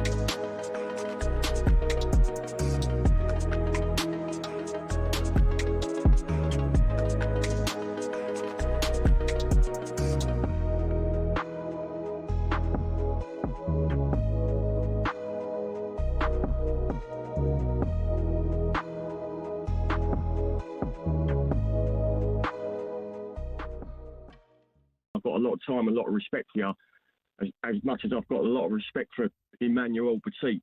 But for you to say it's either you've got your ears shut and your eyes shut, not to know that. I'll give you a perfect example. A lot of the fans have not explained it properly. Emmanuel Petit is bang on right, and so is Martin Keown. But Petit's probably not explained it right to use. But if you look at it right, even going back as far as Adrian Durham, when Arsenal, under Arsene Wenger, who's one of the greatest managers ever, who, I said this to you before, Simon, who had his arms tied behind his back at some stages, had to sell our best Your own players. fans ate your manager at the end. No. Simon, this is where you get it all wrong, mate. Right? Oh, they didn't then. No, I'll tell you why you get it wrong.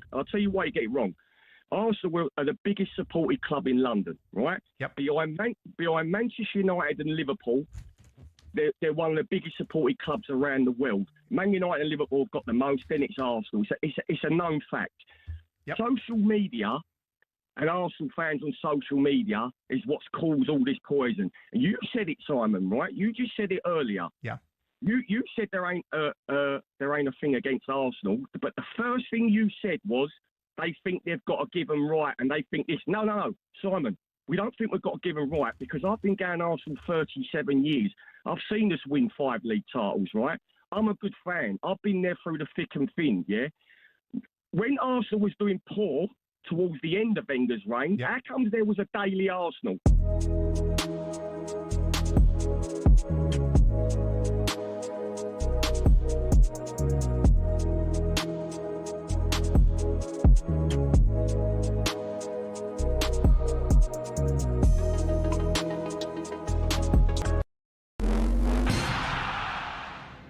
Cricket balls are red, baseballs are white, American footballs are brown, and tennis balls are yellow.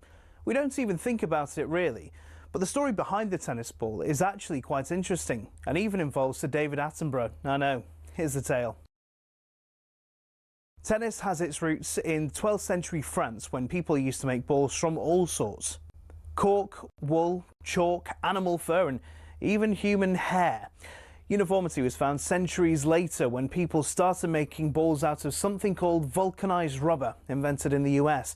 But the balls kept on breaking, so a British lawyer, who also loved tennis, suggested they put a flannel covering on the outside, and thus the tennis ball as we know it was born. One problem, it was either white or black.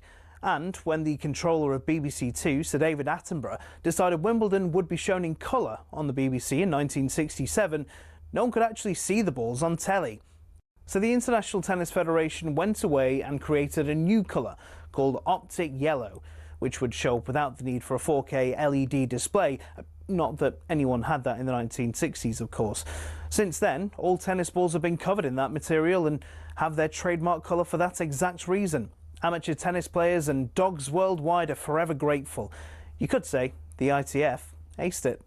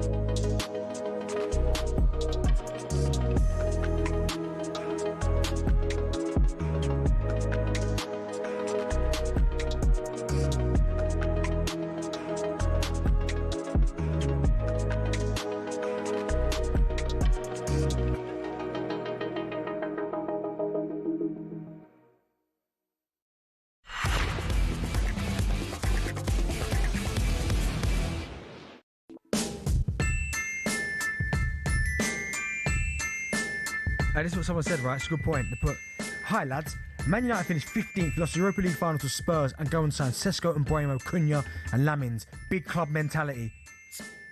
James, that is. Yeah, that's part of it, I suppose. Yeah, good point. I mean, Spurs' biggest, or one of their biggest, not signing anyone in January. That was obscene. Weird, that. They sold Brennan Johnson. Yeah. What's his name was in it? The fella from West Ham. He's a fella that plays on the right, West Ham. What now? Brought him from West Ham. Oh, Kudus, thank yeah, you. he's in. And, yeah. I know. I'm saying he's not. And Kulusevski. Yeah. 3 players play on Maddison? the right. No, 3 players play on the right. Yeah. Nobody. That's insane. How do you expect to stay up? It's a tough one. They do. Not the fans, because the fans always lose out, but the owners do deserve it because they put nothing into that club. Beyonce, Taylor Swift, and that flying. They'll be playing up front. Before the break, ask a question: who was the Tottenham manager the last time they went 10 Premier League games without a win? Oh, what year are we talking? 94. Aussie? He's Aussie Ardiles, yeah. I'll give you 10 points if you can spell Ardiles. A-R? Yeah. D? Yeah. This is where I would struggle. E or I? E or I? Which one you go for? I. E. No, I. I. Yeah. Double L. Finish it. Yes. No. 1-0. Never mind. No, don't. Oh, got it right. Cheers, Jack. See, that's the problem with his son. Thank You're you. applauding him for Hey. getting it wrong. Have that. Oh, my God. You Have actually that, hit hey. me. Hey, do that again, yeah? Do that again. I hope people saw that as well. Don't do that again. Well, Hey. This is the problem Tottenham have got. They're patting the manager on the back for defeats. Hey. Well done, you come 45th. Hey. Well done. Yeah, Joe just said we better start the feature. I think if my life depended on it, we should definitely start it. The best of talkSPORT coming up in a moment, but first it's time for this.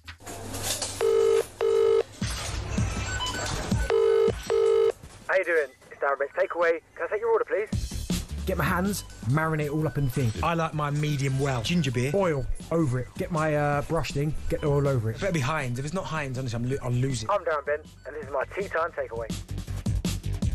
I'll lose if it's not Heinz. Benty's Tea Time Takeaway every week. 100 Club member Darren Bent serves up his 5 key takeaways from the weekend's action.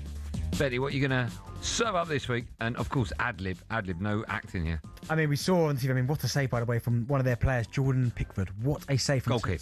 Denali's volley. Look at that. Oh. But anyway, Everton are on a European charge. They are. Let's hear from the Everton gaffer, David Moyes. Speaking after that win against Newcastle, he discussed his side's incredible away record this season. Well, I think that's what happens when you're a manager. You kick the ball. It matters so much to you. You get the results, and today's 3 points was a huge 3 points for us. It really was. I've got a lot of love for Newcastle because of how well they've done and how they've built the team up, and a team in the Champions League, and filling the stadium out here regular, winning a trophy last year. So Eddie's done a great job. So coming here for us today was always going to be tough, but thankfully we added another victory to our recent games. We've been winning away from home. Do you know what? Even Pickford's reaction to that save. He's having himself massively. We'll talk about that save a bit later on. Yeah. But I have to say that with the football that went on this weekend, I do think that away win for Everton against Newcastle has gone under the radar a bit. We've got them coming up in a few weeks' time, and I'm thinking that might be when you get your haircut, because... Why have we got them up in a couple of weeks' time? Man United? You've played them twice. Have we not got... Have we? You've just beat them, and you got... Remember when the Adjuster Gay got sent off for slapping King? I'm going mad then. But either way... Sorry, I'm going mad. Yeah, you're right. Why is that in my head? But either way, that is a phenomenal result. And Everton... They are, I'm just looking now, they're third in the away table this season. Yeah, it's incredible. That is remarkable. It is, and then Newcastle at home are 12th. So 12th. Yeah, 12th. They're not great at home. But fair play to David Moyes. I mean, being third in the away table, I don't care what league you're playing, going to away grounds in the Premier League is a difficult place, and he's gone there and he's doing that. I think it was quite positive for them as well. Both the centre forward scoring, because we always question which one. It's that flip of a coin week to week, Beto or Barry. They both managed to get on the score sheet. I mean, Barry, if he doesn't score, that's a penalty. Simple as that, because he's about to tap it in. He's yanked to the floor and it just luckily comes off him and goes in. Yeah. But he deserves a lot of credit. And I'd quite like to see why, I have no idea, but seeing Everton in that new stadium in Europe. I mean, I don't know if they've got the squad for it, and their football next season might suffer if they're in Europe. Yeah. A lot of teams do suffer if they haven't got a huge squad. Struggle, but still, you sort of feel, I know it's nuts, we've got no affiliation to them. You sort of feel they've earned it. They've been for a lot, their fans. Yeah, David Moyes has gone back there and kind of turned it around, but yeah, fair play to them, and yeah, they're on a European charge. Where would you like to go next, Darren? I'll tell you what, you know about big decisions? Yeah. Well, do you know what? Oh, wow. It's decision time for Villa. Premier League or Europa League? Yeah. Let's hear from the Villa manager, Unai Emery, speaking after that defeat to Wolves. No one saw that coming. He urged their fans not to panic. We are doing a great season, and we are really fantastic in the third position. But with the team they are behind us, and they are contending, a favorite to be in front of us, of course, it's not easy. and we must recover our good form, good mood, confidence, but still matches to play. Right, sorry, did you say we've played Newcastle twice? No, we're talking about Everton. Yeah, I know, but then I said we go there soon. No, but we were talking. I said we go to. I thought I wasn't going mad. Yeah, but you said everyone. I said Everton. that's a great away win because we go there soon. Yeah, I thought you were talking about Everton. No. I think everyone else thought you were talking about I Everton. was sort of sweating there thinking, how could I got that wrong? Yeah. We got on Wednesday. Tough game for that. That's what I'm saying. Okay, now you correct yourself. Go on, say that. No, I'm not correcting it. That was my point. That out of all the. So I said this to you. When I looked at the list of games that we would win, so you wouldn't have a haircut, Newcastle away was the game I thought you might get your haircut. Okay. And I thought that Everton winning there was an unbelievable result. But I'm glad we got there in the end. Yeah, no, let's talk about that game because, I mean, it was obviously a huge game and no one would have seen that result. No one. Villa, fourth now, just 3 points ahead of Liverpool, who are fifth. No, it weren't a great result for Wolves, brilliant. But for Aston Villa, I mean, having a bit of a tough time at the minute. Got beat by Newcastle in the FA Cup not long ago, drawing with Leeds and then getting beat by Wolves. Listen, for me, they haven't got the squad like big enough to be able to compete in both, which is why I've then said that the Villa that it's getting to that situation where teams that are behind them, Man United have just gone past them. Teams are coming up behind them. You've got Tillemans out. It looks like till late March. You've got McGinn out. RV Elliott, his situation. Boubacar Kamara. I mean, the squad's not the biggest anyway, and it might just come down to the situation where you go, right, what do Aston Villa do next? Because we know they've got the master in European football. He that's his competition. Now, I can't see Aston Villa continually putting all his players out for Premier League games and making them competitive, which I think he will do. And then also, they've got a midweek in Europe. He can't keep picking the same players. They're going to burn out. So at some point, I think he's going to go, do you know what? Because the worst case scenario, if Villa finish 7th, it's disappointing. But if they win the Europa, it's not because they've won a trophy and they're in the Champions League anyway. That's right. That's the priorities, I think. So I think he's in a situation where eventually he's going to start prioritising in terms of where he rests players and where he don't. Who's your top 5 right now in the season? Arsenal, obviously, you're going to go. Arsenal, then you're going to go Man City. Who's third? United. Yeah. Liverpool. Yeah. Then Villa. So you think Chelsea will miss out? Potentially, yeah. Yeah, I agree. I agree. Where do you want to go next? You want to talk about my side? Oh, where's that? Oh, you meant to ad-lib this? What do you mean, where's that? No, This is an ad-lib. Yeah, of course it's, yeah. Where could United be if Carrick started the season? Yeah, that's a good question. Yeah. If United carry on like this, can the club appoint anyone else other than Carrick? No. I think if it continues like this to the end of the season, even if you lose one game now, the start that he's made, the impact he's had on the squad, you go, oh my goodness, like it's mind blowing. Like he I don't care, whoever his wife or anyone who's close to him, he has a conversation, he's probably gone on and going, I can't believe what's going on there. Yeah. Do you know what I mean? Behind closed doors. I've had that conversation when you're scoring goals upon goals when you're going, oh my goodness, like you believe in yourself, very funny. but you're going, oh my goodness, it's like five games in a row. How did that work, darling? Do you know what? We won again. Yeah. Yeah, it's amazing. So yeah, I mean, it's brilliant for him and how well he's doing. It looks just so bad on Amorim, and maybe I think if Carrick was there at the start of the season, you probably would be where. I think you'd be probably roughly where you are now, but you probably have more points, so you're closer to the top 2. Okay, that's a fair assessment. Because I think at the minute you're still 12, 13 points behind Arsenal. We've got 13, but we've got a game in hand, so it will be 10. Yeah. So just got to get the win now.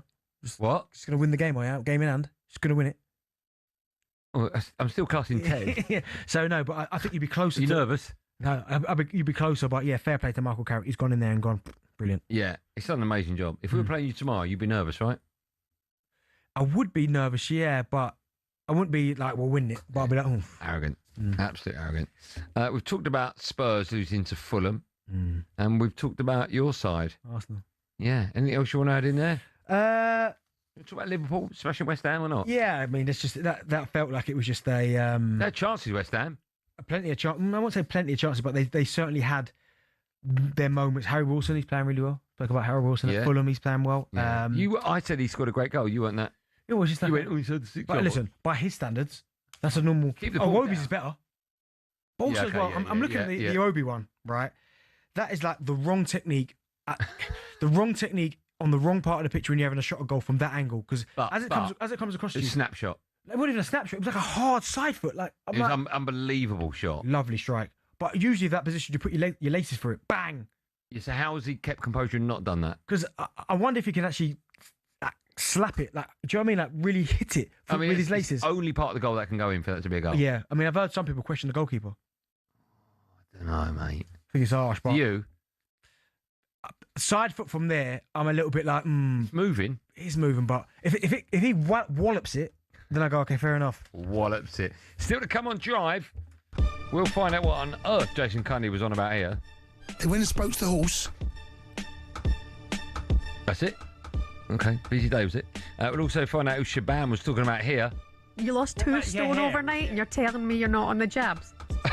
Wow. Benty, I'm looking forward to that. Benty will be looking back at a busy weekend in his EFL corner. Mine's rock hard, man. I mean, what is that to do with need anything? for that. Honestly, it's a family show. And so much more coming up on Drive and talkSPORT when we come back. All of that will feature in the best of talkSPORT. I think Sol Campbell's was massive.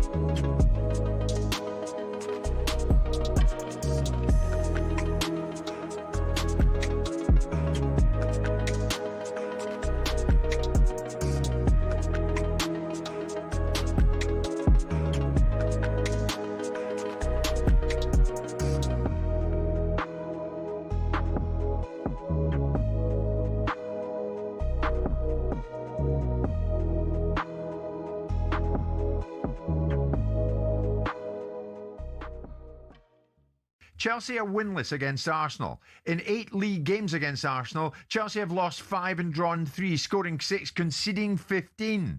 Arsenal also won both legs of the Carabao Cup semi-final this season between the sides. So, I mean, you have to go back a long, long way Abramovich. when Chelsea did anything against Arsenal. You're right, Emmanuel. And here's the thing. Chelsea's co-owner Todd Bowley has been speaking about this. He spoke at the iConnections conference on their arrival in English football. Having taken over in the circumstances we did, basically the whole management team left. Yeah. Right? So you know, I was stuck being interim sporting director for a summer, having no idea what made a good football player. Yeah, right. But knowing that, you know, Mark Cucurella, if Man City wants him, I want him. Yeah, right. It was really simple that way. That's pretty simple. He says, Simon, the whole management team left. Well, they kind of did because he sacked them. Well, he sacked the manager, didn't he? Right. So out they went. I mean, does Bowley's latest story there, though, Simon, not fly in the face of your compelling and capable image that you have of these characters like Todd Bowley? I didn't say Todd Bowley, did I? You said Eghbali. I said it after Eghbali. I met Todd Bowley in Qatar. I thought Todd was okay, commercially minded man, clearly successful. When I talked about compelling people, it was directly relational to Eghbali. It had no reference to Todd Bowley in there.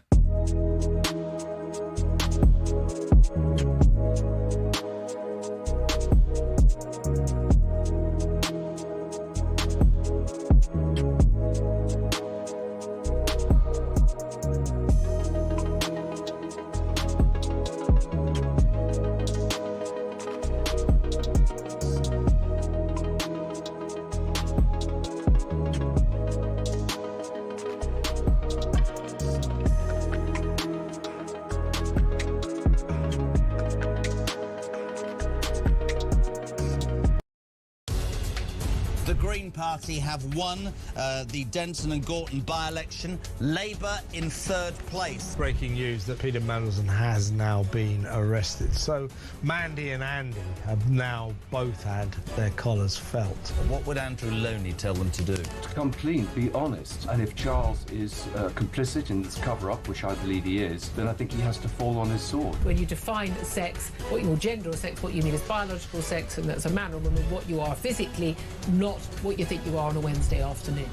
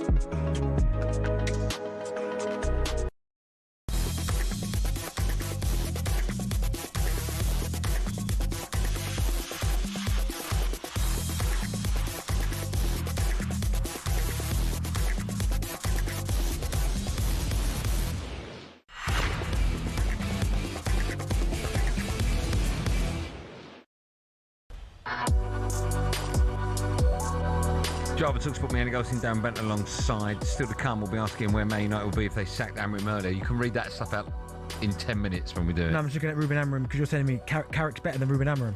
Yeah, Man United is, yeah.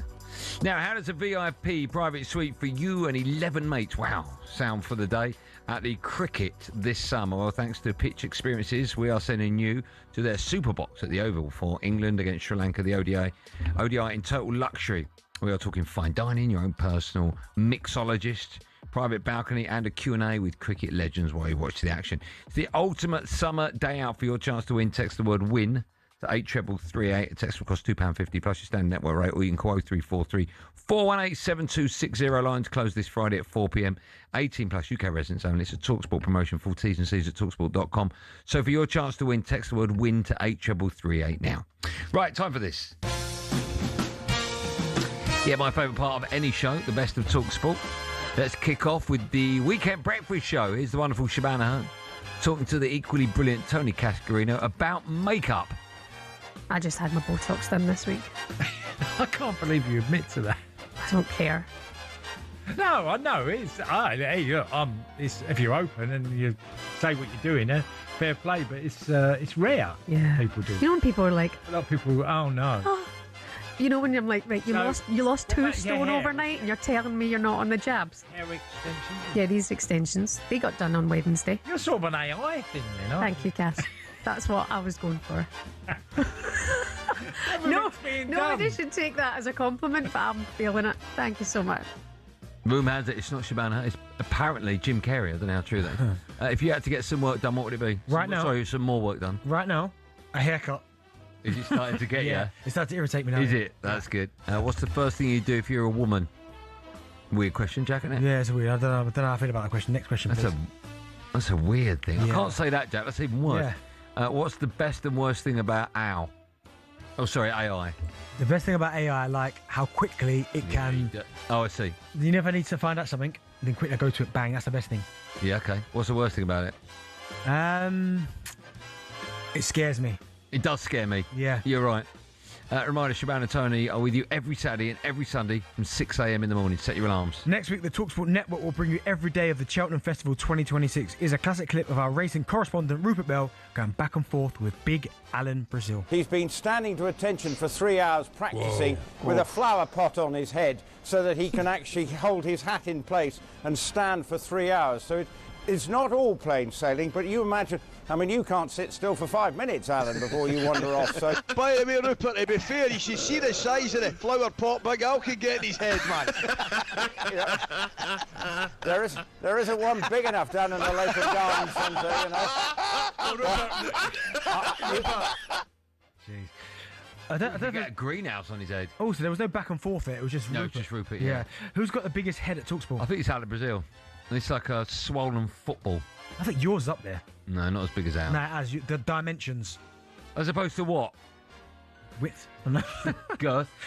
Oh, all right. What's the heaviest Why are thing? you laughing at? What's the heaviest thing you can balance on your head? The heaviest or the biggest? Heaviest thing. Bowling ball? No chance. Yeah, what? Oh, okay. Balance it. Right, fair enough. If you're a racehorse, what would they call you? What was your thing again? What was your... The legend. No, what was your pool name? Gale Force. Gale Force. Yeah, that's... The Gale Horse. There you go. Oh, come on. Now that's good, isn't it? Oh, we should go home now. Nothing will be beaten. And a reminder, you can catch every race at Cheltenham over the TalkSPORT 2. Plus, there's a daily preview show every race day between 10 and 11 a.m. You missed that in there. You missed it because you're chatting. You missed it. The Gale Horse, if I was a horse. Anyway, sticking with horses, here's a clip from Benty's favourite podcast. 21 minutes to go. Here's the fun boy Jason Coney telling a true story about a psychic horse. This is It's amazing. now started predicting elections. Gets all the elections right. I can't remember who was president at the time. It doesn't matter. But predicting all the elections. Yeah. Then the police, local police, a little boy went missing. So this is a bit sad. I know, it's a bit sad. Little boy went missing. Yeah. Hold on. The police did not turn up at the horse's house. Yes, they did. Absolutely. 100%. The police turned up. No. So the mystery can't be solved. This little boy is only... So let's go and speak to the horse. They went and spoke to the horse. Jack, who the hell is downloading that? Can I say, Jack's got 21 minutes to choose from, and he chooses the bit where we talk about stuff that you can't talk about on air. How do you feel about psychic horses? I mean, I knew you were going to say that. No, serious question, right? Yeah, but I'm not going to elaborate on it because it's obviously bad, but I mean, I don't know why it's not a good advert. That no, that's not a good advert, Jack. You're not a good advert for humans. Who at talkSPORT would make the best jockey? Jack will be on his horse in a minute. I'm going to forget now. Remind you, sometimes, Jack, I do. You can watch 21 minutes to go, or listen to it rather, every time you download a podcast. 21 minutes to go. The whole story surrounding that is great, but not that bit. Jack's put out quite a sad bit. I guess that's not for air, no. Honestly, when we come back, we'll be looking for a new tech op, and we'll be talking about Man United. It's Drive on talkSPORT.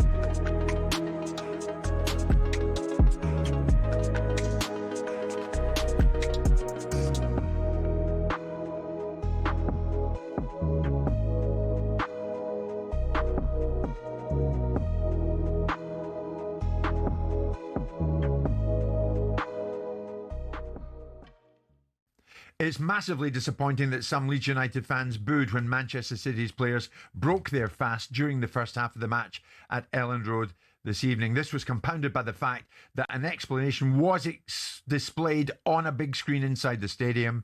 Pausing the game to allow Muslim players to break their fast during Ramadan has been an agreed protocol for several years now. It has been. It's been in place for about 4 to 5 years now. Emmanuel, in your view, I don't know if this happened in French football, but how badly did some Leeds fans let themselves down? I don't like it. In fact, I hate it.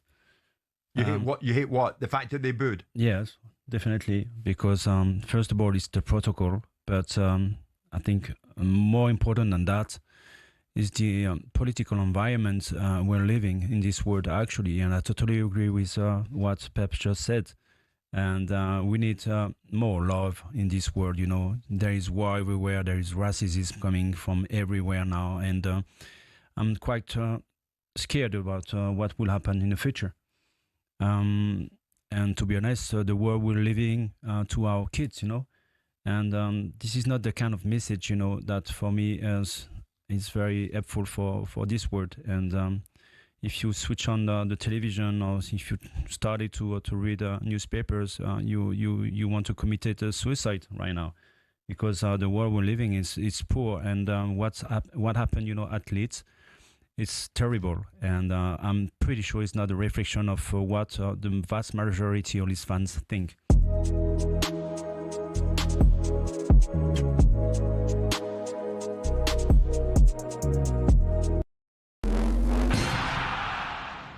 Over the years, we've been treated to some amazing exhibition events in sports. Some become iconic, but many fail to live up to the hype. So what are some of the most anticlimactic exhibitions?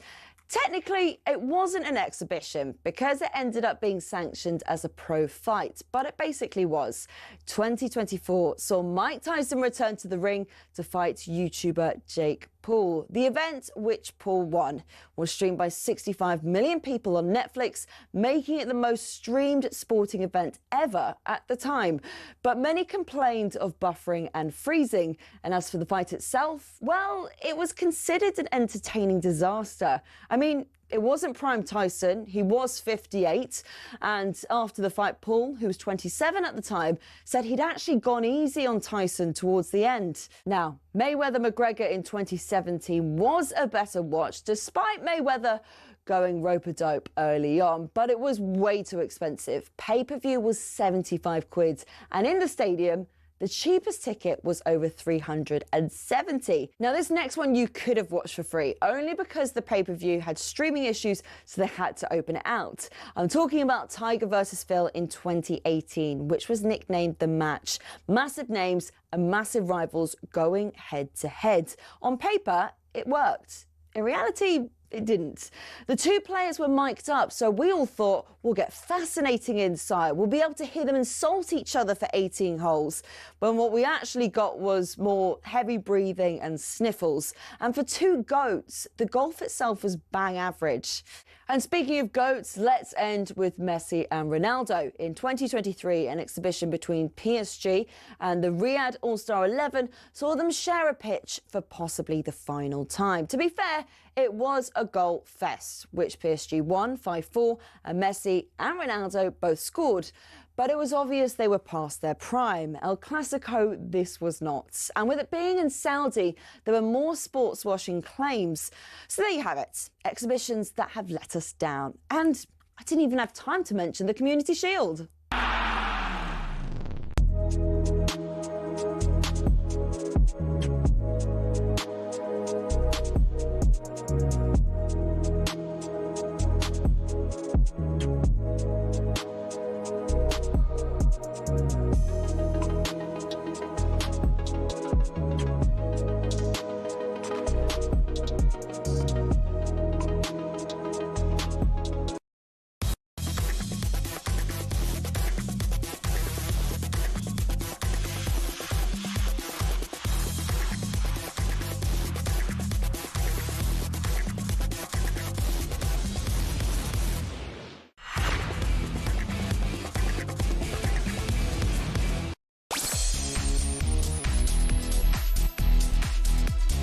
Well, Matt, to last hour, driver talkSPORT, me, Andy Goldstein. Benty's here. Welcome to the drive. I'm Andy Goldstein. Still to come, Benty is going to be looking back at a busy weekend in his EFL corner. But now, where would United be if they sacked Ruben Amorim earlier on? I think that's it. It is. You can hear the cheers. Manchester United 2, Crystal Palace 1. I'd say stay with him. Just absolutely stay with him, because also he's not going to demand the kitchen sink. He'll take it as a great honour to run that football club. They pick up all 3 points. Crystal Palace go home with nothing. United move up to third in the Premier League into those Champions League spots. The perfect afternoon. Manchester United 2, Crystal Palace 1. You can't get your haircut yet until United get beat up about that one. I mean, and do you know what? I'll take that bit because I ain't got to wait long. No, you can't go back on that. I ain't got to wait long, trust me. Yeah, waited long. Yes, 6 wins, 1 draw for Michael Carrick, Man United, after they smashed Palace 2-1 yesterday. In fact, since Carrick's arrival, United are top of the form table. 19 points from possible 21. That is unbelievable. The legend, Sir Michael Carrick, spoke to the media after yesterday's game, discussed the feel-good factor back at the club. Go on, Carrick. It's nice, obviously, you know, this place means a lot to me, so to have so much positivity and everyone enjoying coming to the game and watching it, and me to obviously have an influence on that is, yeah, I'm not going to lie, yeah, of course it feels good. I think the players have got to take a lot of credit as well for that in terms of what they put on the pitch. So it's certainly not all me, but I think that connection with the supporters is huge, and to feel that and for them to stay with us, and even when there was a bit of a stuttery start to get through the game and finish like that is, yeah, it means a lot, yeah. I'll tell you what I've been surprised about, right? I knew we had a decent group of players, much better than we were getting a tune or weren't getting a tune from Ruben Amorim, but I just think this proves beyond reasonable doubt that Ruben Amorim at that club didn't know what he was doing with those group of players, because Michael Carrick's come in and has just completely changed things for United, completely and utterly changed things. Yeah, he's done a really good job, Michael Carrick, and some things fit, some things don't. Ruben Amorim, who you look at his CV, he's won many things over in Portugal, and you can't kind of discredit that. But he and again, I almost blame him for the fact that when he came in, I think he should have assessed the squad first. I know he wanted to play 3 at the back. I understand that because that's how he's been successful. So if you've been a successful manager elsewhere and it's served you well in the past, I understand why you'd stick with it. But I always feel like going into a new club, new environment, new league where we know are competitive, just going with an open mind and go, do you know what?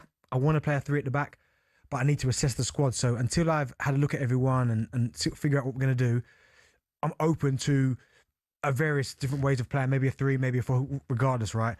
But he was so kind of stubborn in his ways. No, it's 3, that it just didn't work in the end. I still think he's a good manager, and I think he would succeed elsewhere, but it just didn't work for him. But for Michael Carrick, he hasn't come in and done much other than just, do you know what? these are the players. He hasn't done much. No, when I say hasn't done much, he just put players where they should be playing. So he's put Bruno a bit further up. That's it. That's, for me, is gigantic. Yes, he's put Bruno in an area where he could thrive. He's put Kobe Mainu in alongside Casemiro. He's put Bremo wide. He's put him down the middle. He's played Cunha. He's put Sesko down the middle. He's not playing Ahmed as a wing back. Right, exactly. So he's just putting players who are naturally good players in their naturally good positions. So, again, he deserves all the credit in the world. He does. But when you talk about Ruben Amorim saying, you know, he was a little bit pig-headed and he would... That tells me, right, you're dressing it up.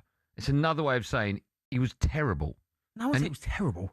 Oh, man. I mean, listen, he was terrible. No, it looks terrible now. It looks terrible because of the Carrick situation. Out of every Man United manager we've had since the war, he's bottom of the list. With the same group of players, Michael Carrick's taken them up to third and unbeaten. He was terrible. He played Bruno, who is a 10, not as a 10. He didn't play Kobe Mainu. I mean, you've just gone over everything, right? I still think he showed signs, though. He didn't. He got big results. Listen. He didn't. He was absolutely horrific. I've come in here before when you beat City or Liverpool and you can't win over there. Not because of the manager, because of the win. No, but I've always said he was terrible. No, but I've always said sack him. If you beat City in that, I want Kobe Mainu jumper. If you beat City and Liverpool when he's in charge, you've got to give him a bit of credit for that. No, how? I will not mark a manager on 2 games. I'll mark them on their tenure there. 14 no, listen, it didn't work. I'm not even going to try and hide the fact, but I still think he's a good manager. But I think Man United potentially, it looks like to me, which is too big for him. Too big for him. But now Michael Carrick, who knows the club, spent a lot of time there, is getting a tune out of these players. I don't think he knows the players and where they should play. Exactly, knows the club. He knows the DNA. See, Bruce said it. Well, I didn't want to argue with Brucey, but I mean, history is proof. But you know my thoughts on it. But I think Carrick's done an amazing job. But the thing is, and I had this conversation with a mate of mine the weekend. He was like, "Do you give him the job?" And I'm like, I don't understand why people are asking this question. There's no need to rush it. Solskjaer, when he come in, equally good start, and then we gave him the job. Rio, famously, he's behind the wheel and all that. Give him the contract. Just mad about Ollie though. When you look at his record, mate, it's not. It wasn't that bad. I know. No, it wasn't. I know. But at the time, I don't know why we were so. Maybe because it was a lot closer to when Man United were the Man United of old, which is why we were like, "Ah, it's terrible." But you go back now and look at his record. You go, hold on, that wasn't that bad. And I'll tell you what, did he finish second as well? Ollie? No, that was with Jose. I think third with Ollie. You think sure? I'm not 100% because you're questioning me. A bit like Newcastle Wednesday. But yeah. I'll tell you what I think was part of the downfall for Ollie was we bought Ronaldo and he had to play him as a centre forward. And that was taken out of his hands a bit, right? The club can't go all out and get Ronaldo back and you not play him. Yeah. A little bit like when Pochettino was at PSG and he had to play the 3 forwards, right? You can't drop them. Yeah. And so let me give you a little stat while you're looking at Bruno Fernandes become only the 3rd player in Man United history to record 100-plus goals and 100-plus assists for the club. 105 goals, 100 assists, along with Giggsy and Rooney. For my money, the fact that Bruno has that and has been remarkable, I think, for United this season, he's in the running for PFA Player of the Year. Yeah, I understand that. I mean, and listen, there's an argument to that. And this is always the argument. Listen, Bruno... his numbers are incredible, right? And what he's done in a poor era, well, a poor era in terms of Manchester United, where they were to where they are now, right? But this is my thing with Bruno. He is incredible. But I always compare it to, I look at the Man United teams he's played in, right? And I look at the teams that Steven Gerrard plays in at Liverpool, right? Which were probably equally as bad at times. And I look what Steven Gerrard did for Liverpool in terms of, didn't moan about it, got on with it. Look what he's won them, FA Cups, Champions League.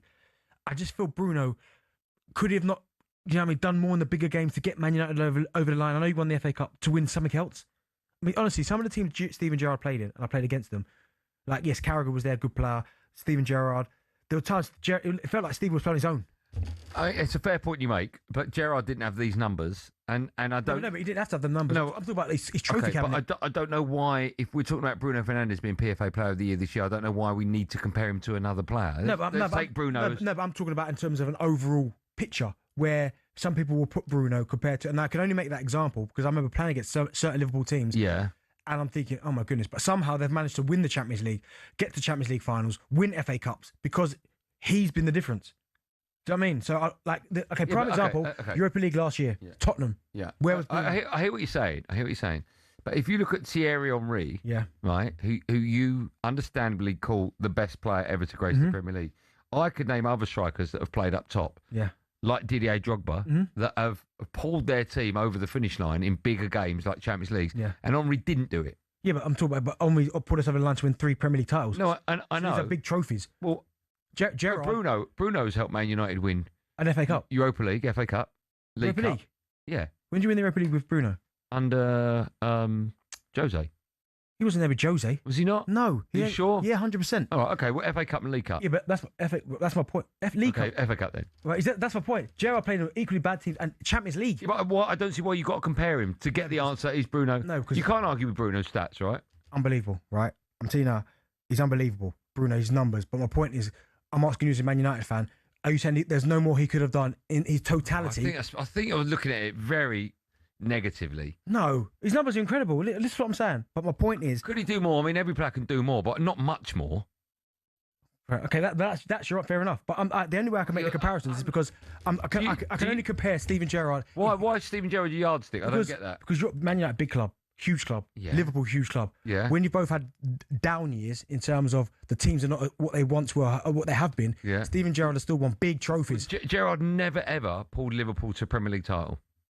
Okay, but he pulled them to Champions League. Yeah. Has Bruno done that? No. FA Cup. Yes. What was his part in the FA Cup? I can give you Gerrard 2 goals. He's from recollection. His pass to Kobe Mainu for the goal was unbelievable. Gerrard, they're on the verge of losing. But I don't get why. He goes final, 35 yards, bang. I don't get why Gerrard is your yardstick. They were playing West Ham in that final. Well done. They were losing to West Ham. Similarities in terms of the. No. I think that's unbelievable that you've pulled Gerrard out. Because that's the one I can think of. Okay, here's my statement. Bruno Fernandes, for my money, is well in the running for PFA Player of the Year. Okay, fair Is he for you? It depends what happens between now and the end of the season. Okay, so far. He's had a really good season. I probably won't put him in the top 3, but I think... Who would you put in the top 3? I think for Arsenal, Declan Rice. Has Declan Rice done that? He's top of the table for a reason. So has Declan Rice done the Steven Gerrard role? We're not talking about Gerrard, we're talking about Bruno. Oh, so it's all right when it talks about Bruno. I say... Hold on, has Declan Rice done what Gerrard's done for Liverpool? For Arsenal? No, not yet. So I can happily say that. No, he hasn't. Right, but he's above Bruno, right? Who else? Right. Bruno's in the running. Okay. No. You said he's not in my top 3. Semedo. He's just turned up at Man City. But what was he doing the first half with Bournemouth? Has he done what Gerrard did? He's just got to Man City. We'll soon see. Another one. Who else? Who's the third one? I mean, Haaland's. He's got 20 goals already. Right, in a superstar team. Yeah, okay, I understand that, the superstar team. But my point is, look, why are you smiling? Because you know it's such a stupid statement. No, it's not a stupid statement. But you don't like hearing that. Who's better? Semedo. Yeah, Semenyo's Declan Rice. Semenyo's not in it. I don't think he's in the running for PFA Player of the Year yet. No. But Bruno is. He just got 100 goals, 100 assists. Okay, Bruno for the last 7 games has done well. Where was he before that when you were languishing down the bottom? He was playing just in front of the back 4. That reminds me. Under Bruno's watch, where did you finish last year? Well, he's playing out of position. Gerrard never did that. I'll tell you that. Why are you going Gerrard? Go on, Gerrard. Declan Rice. Semenyo hasn't been one of the best players in the league. Who's a better player? Hold a second. Who's a better player, Declan Rice or Bruno? Sorry, 1 second. Who's better? No, 1 second. Go. Me and you sat on this show at the start of the season saying that Semenyo's probably the best player in the league. That's never happened. Joe, am I lying, Joe? I've never said Semenyo's the best at player Bournemouth, in the league. we said he's unstoppable and he's probably the best player in the league. If you find that, then I'll donate what you want to you're charity. the best at clipping up. No, Jack can't even press the right button. There's no way there's no way in a million years you think I said Semenyo's better than Haaland. No, but you said he's one of the best players. He's unbelievable. One of now, it's changed. I've never said Semenyo's one of the best players. I think he'd be in the running. I'd put him in there. I've never said. And you think Declan Rice better than Bruno? Well, I said different positions. It's harder. I know it is. But Semenyo's different position. Yeah, you've just said I think Rice, Semenyo. But they're all different positions. They're all different positions. I said Bruno top 5. They're all different positions. I said Bruno's in the top 5. There you go. All different positions. Yeah, Bruno's in the top 5. So we can talk about players that are different positions. Yeah. So who's better, Rice or Bruno? As numbers, stat player. Yeah, stat padding. Yeah, Bruno. Yeah, you're right. Stat padding. Where would Man United be if they sacked Ruben Amorim earlier? I'd like to sack Benty earlier. Gerrard. Honestly, you think he's better than Gerrard, don't you? Right, Semenyo, best player in the world. 03717 223344. Do you think he's better?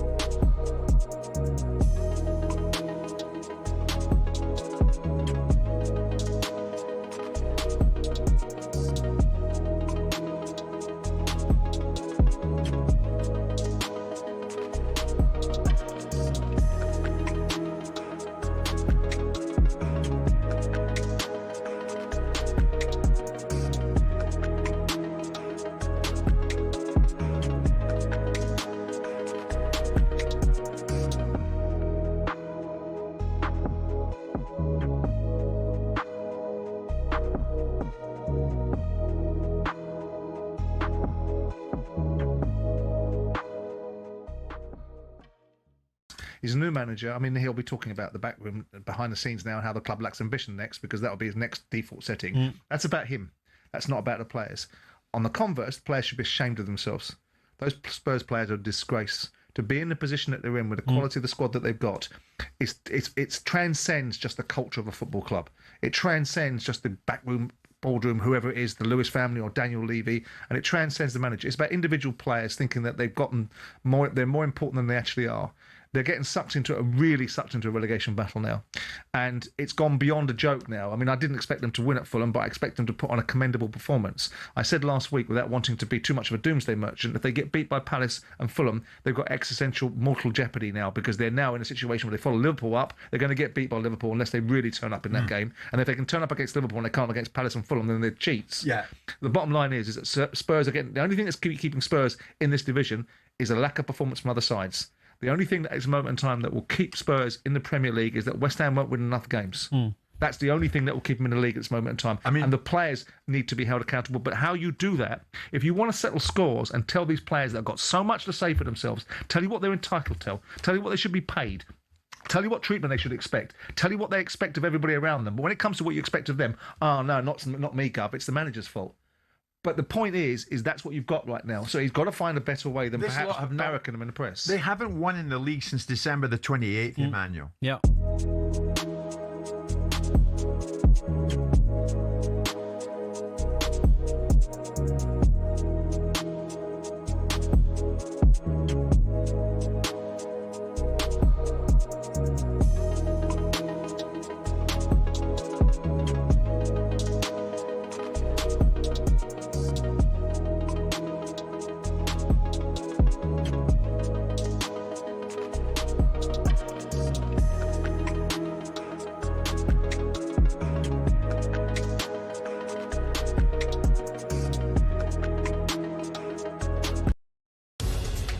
The Green Party have won the Denton and Gorton by-election. Labour in third place. Breaking news that Peter Mandelson has now been arrested. So Mandy and Andy have now both had their collars felt. What would Andrew Loney tell them to do? To come clean, be honest. And if Charles is complicit in this cover-up, which I believe he is, then I think he has to fall on his sword. When you define sex, what your gender or sex, what you mean is biological sex, and that's a man or woman, what you are physically, not what you think you are on a Wednesday afternoon.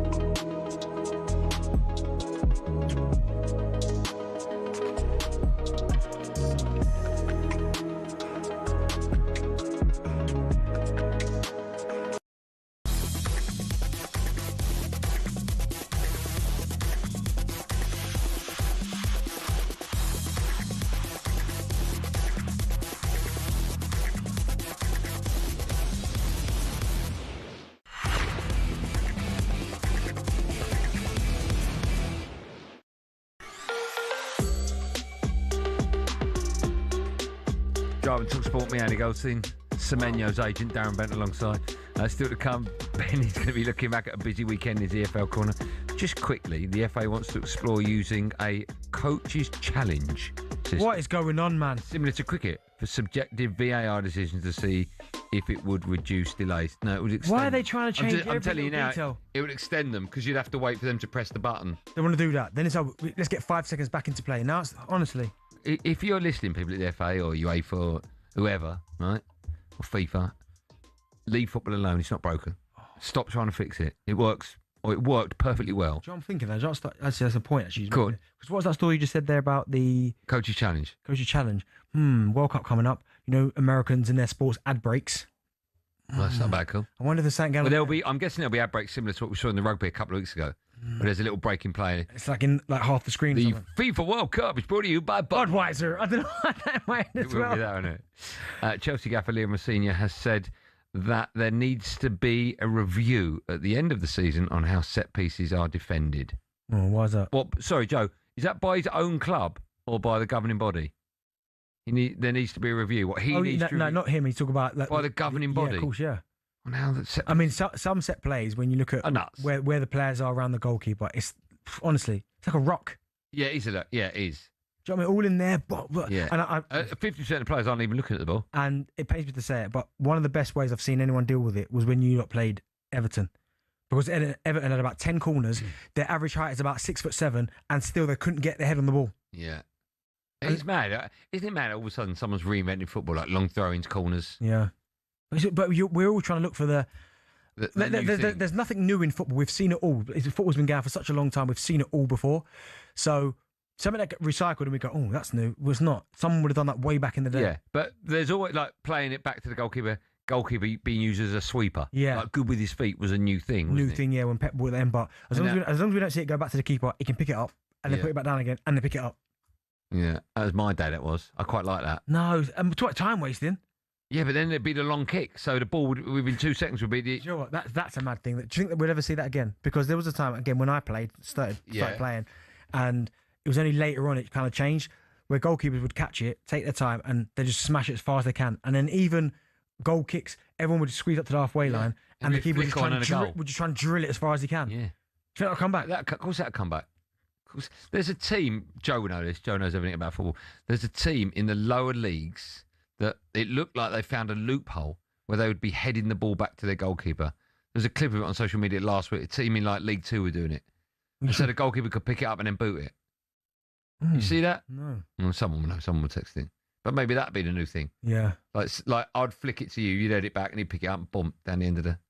That'd be the new thing. Yeah. And then someone would go, oh, we should have 2 centre forwards. Oh, it's a great idea. Yeah. Right, time now for this. Paddy's Performers on talkSPORT with Paddy Power. Reviewing the top ballers, performers and goal scorers from the latest footballing action. 18 plus, begambleaware.org. Yeah, time now for Paddy's Performers in association with Drive's official betting partner, Paddy Power. Today we're looking back at a great weekend of football action, nominating the players we think made a difference and were Paddy's Performers. I'll go first because mine's quick. Mm-hmm. I've just gone for someone that made a world-class save, Jordan Pickford. Yeah. The shot was... It reminded me a bit of Rooney's volley against Newcastle. Yeah. The power in it was obscene. But the fact Jordan Pickford tipped over the bar and then when he landed, looked to his teammates and went, oh, what a save. Mind-blowing save. Mind-blowing save. Do you think it looks even better because he tips it onto the crossbar? And it flips it looks beautiful, doesn't it? Yeah. Yeah, I've got no argument with what I say. I think if you make if you produce a moment in 90 minutes where it is world class, that was pure world class. That save. Yeah, you have to get a little mention in today's show. So Jordan Pickford, you're there for that reason. Yeah, I agree with that one. I've gone Harry Wilson again. I mean, this guy has been absolutely incredible for Fulham this season. Another goal at the weekend as well, and an assist as well for Iwobi's goal. He's free at the end of the season, right? He's a free. Yeah, he was brilliant against Sunderland. Again, I think that was another pass to Iwobi as well. Drive with the ball and he slipped him in. But he's having the season of his life now. The only thing, sometimes it is coincidence. Well, it's not coincidence that you're on a free at the end of the season and you put in your best performance of your career. So he looks. I know he's been playing for not a long time, but long enough. It does look natural to him. I do wonder where he'd go next because I've got no objection with him staying at Fulham. It just looks like it works. How nice is that? No, but it works for him. You don't object to it. No, but it works for him. Do you not think? Sometimes at a football club, things just work. And for him there, the fans love him. He's playing well. He's playing in a good team under a good manager with good players. Yeah, it's a good point. I think he needs the next step up. He's living in London and a nice part of London at that. Yeah. I mean, if Spurs stay up, I can see him. That's their type of player. That's question. Is that a downgrade? What, Fulham to Spurs? Now. Oh, my God. No, it's not. So it's still an upgrade. Spurs are fighting relegation. It's still an upgrade. Yeah, I think so. I mean, if Spurs survive the drop, yeah. Would you say it's an upgrade? No, not right. Sideways at the minute, we don't know who the manager's going to be. We don't know what's going on there. No, true. It's a great question. Yeah. Good answers. 3 or more Jordan Pickford, 3 or more saves against Burnley's 5-4. And Harry Wilson, of course, Fulham to score any time against West Ham is 21-10. There you go. That's Paddy's Performance for today. Catch up with the latest odds at paddypower.com, 18 plus, only begambleaware.org. Paddy's Performers on talkSPORT with Paddy Power. Reviewing the top ballers, performers and goal scorers from the latest footballing action.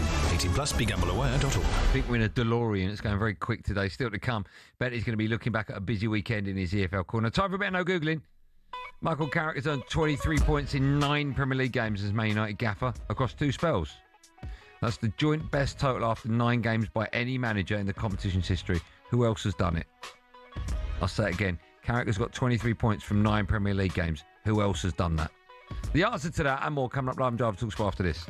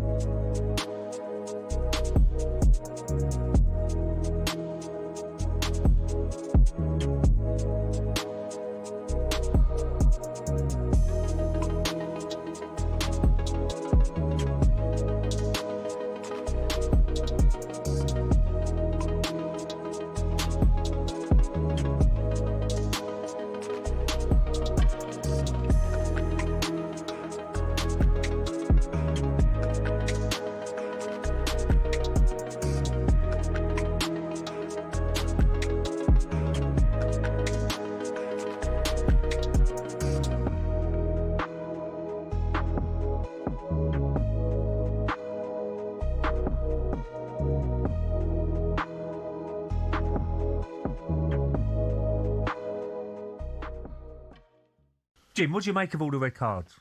How do you stop the red cards? Do you have a little meeting? What would we do if we was all getting sent off every week? I think it is naivety. I think it's being young. I think also I think there have to be a little bit more structure. I think. I think a little bit more pressure as well on the players. You have got a responsibility. Of course you have, yeah. To stay on the pitch, 11. I don't think there's no excuse for dissent and things like that, is there? No, but I know it's a passionate game, and you want to see you know be passionate. Yeah, you want to, and you want to have that. You want to keep that. And football is about that, really. It's about emotions. But we're a little bit surprised, Jim. I'm just going to say, Jimmy, we're a little bit surprised at the appointment of Liam Ross Senior. A lot of people, myself, a little bit surprised. I can't lie to you, but I think he's come in and he's if he's not hit the ground running, he's certainly looked as though he can handle the situation. Yeah, it looks like that from outside. He's done exceptionally well at Strasbourg. They obviously know him. They have looked at him from really close by. He's brought Strasbourg in Europe, what hasn't happened for a long time.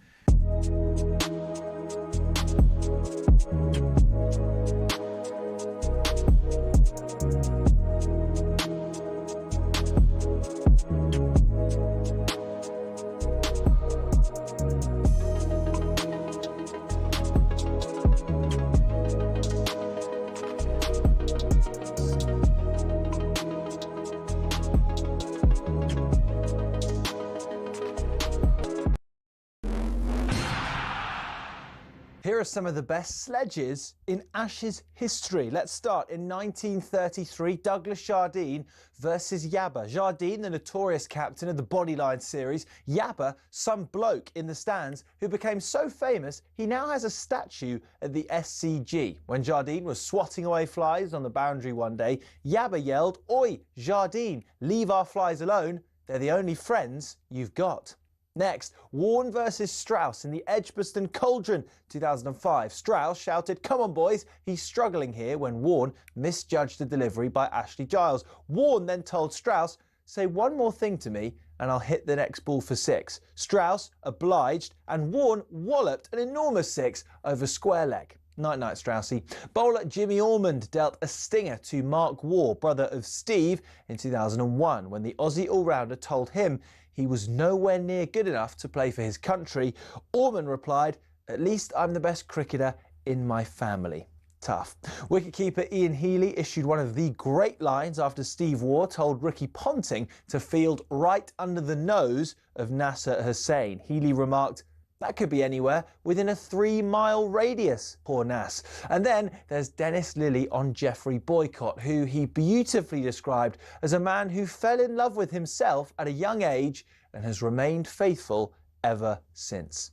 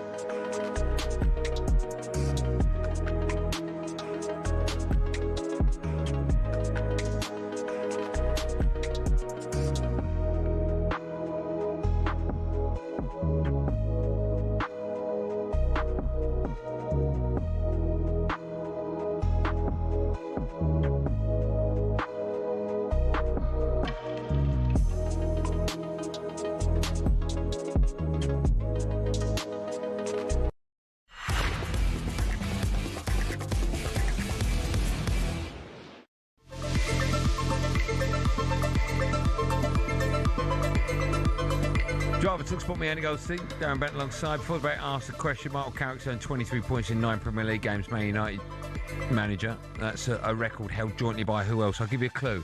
His surname, right? If you were going to send in the mail a way to open a bottle of wine, what would you do? A cork? Well, what would you do? You're going to send in the mail... Post it. Post what? The bottle of wine? No, poster. You just said it. Poster case? No, what are you doing? Cork. Poster cork. What's a cork? Last bit, take a bottle of what? Corkscrew. Right, so say that again. What are you doing?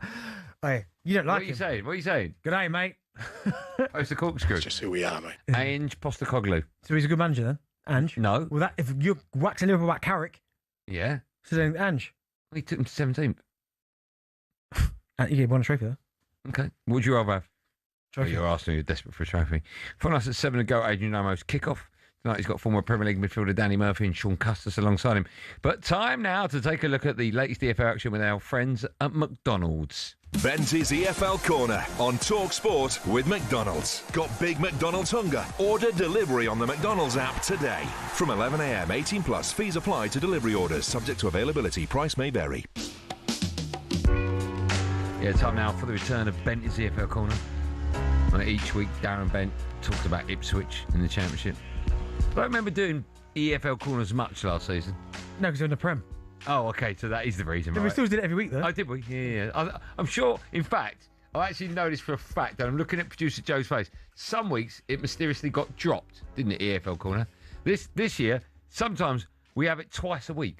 They play a lot of games in champ. Honestly, it's disgusting. Your love of Ipswich, absolutely embarrassing. Exactly. Just quickly, by the way, let me explain why I'm asking the question.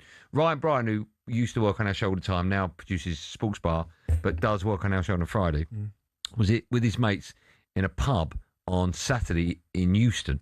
And their new game, apparently a lot of people do it, it's like a Saturday game, where you meet in the pub. Are you aware of this? No. And then you turn the telly on, and the first goal that goes in any of the English leagues, you all then jump on a train to that city, and that's where you have your night out. Yeah. Did you know this? No. So they did it on Saturday, and the first goal went in Ipswich. So where'd they go? And they went to Ipswich. I know that, but I need to know where they went. Did you meet up with him? Did you see him? He says yes. Where'd they go, Joe? On the waterfront they met. That's where they went. Isaacs, okay, nice. Yeah. I mean, back in the day, it was Liquid. I don't know if that's still a thing. It was Cartouche, then it was Zest. They've both gone. I don't know if Ryan was happy or sad that he went to Ipswich, as in, you know. I used to love that place back in the day, man. Well, as you would imagine, we're going to start there. And they were 3-0 lucky winners at home to Probably the biggest shock of the weekend. Saturday. Biggest shock. The biggest result in the EFL, probably. And that leaves Ipswich fourth, not automatic, but with 2 games in hand of the 2 in front of them. 2 wins on the bounce for Ipswich. This would be a great time for them to put a run together, wouldn't it? I mean, I don't care. Yeah. There's so much favouritism. Honestly, it's disgusting. Yeah, it would be, but they've got a huge game next. They've got Hull. Obviously, both of these teams, I think they're where are they in the table? 4th and 5th. Obviously, Hull wins, they jump Ipswich. If Ipswich win, they then jump Millwall and go level on points with Middlesbrough. So, yeah, it's huge. It would be a great time to put a run together. I thought. Why? Because you're coming up towards the business end of the season. Any team that puts a run together now will be good. Yeah, but that's more Ipswich. But all right. I thought Metti's performance at the weekend was brilliant. I liked the Zon's goal, and again, I don't know why, one of my favourites, George Hursty, with another little finish as well. So yeah, I'm happy for him. If Ipswich don't get promoted, do you think Kieran? I forgot his name. Kieran McKenna should be sacked. No, I do not. What kind of ridiculous question is that? Oh, you got a team good enough to be playing Premier League football? No, listen, he's done outstanding things since he's been an Ipswich manager.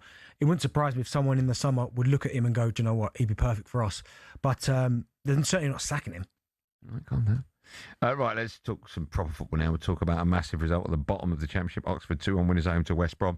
It leaves West Brom 21st, a point clear of the relegation zone. Oxford 23rd, 3 points from safety. Massive win for Oxford, that one. Oh my God, huge. And you know what? The bottom of the table is equally as exciting as the top because, of course, unfortunately for Sheffield Wednesday and the owners, they've gone already. Oxford's currently sit 32 points, 23rd. Then you've got above them Leicester, obviously points deduction, 24 points. Then West Brom 35, Blackburn 38. I mean, and it goes Portsmouth 39, Charlton 41. For me, it goes all the way up to 18th. If you could get a couple of wins or just to put a little bit of pressure on, it's going to go down to the wire. But for Oxford, absolutely huge result for him. West Brom are just in are struggling badly. They've got James Morrison interim charge at West Brom at the moment, right? Mm-hmm. Do you think they need to get someone in who can keep them up as soon as possible? You can't have, at this stage of the season, you can't have interim managers, can you? No, but listen, James Morrison, he knows the club. He's been there a long time. Same with the Carrick situation. He knows where the toilets are. West Brom are a big club. And you're right. I'm looking at this scenario, and listen, I want James Morrison to get an opportunity. Like, he was such a good servant for them. He's a good lad as well. You want to have an opportunity, but it's about the right opportunity at the right time. And now, them being fourth bottom, 1 point above Leicester, who are currently 22nd, you probably want someone who's maybe a specialist in this type of role. So, I mean, Sean Dyche wouldn't be the worst idea, would it? No. But would he take that role? Probably don't know. not. It's a big club, West Brom.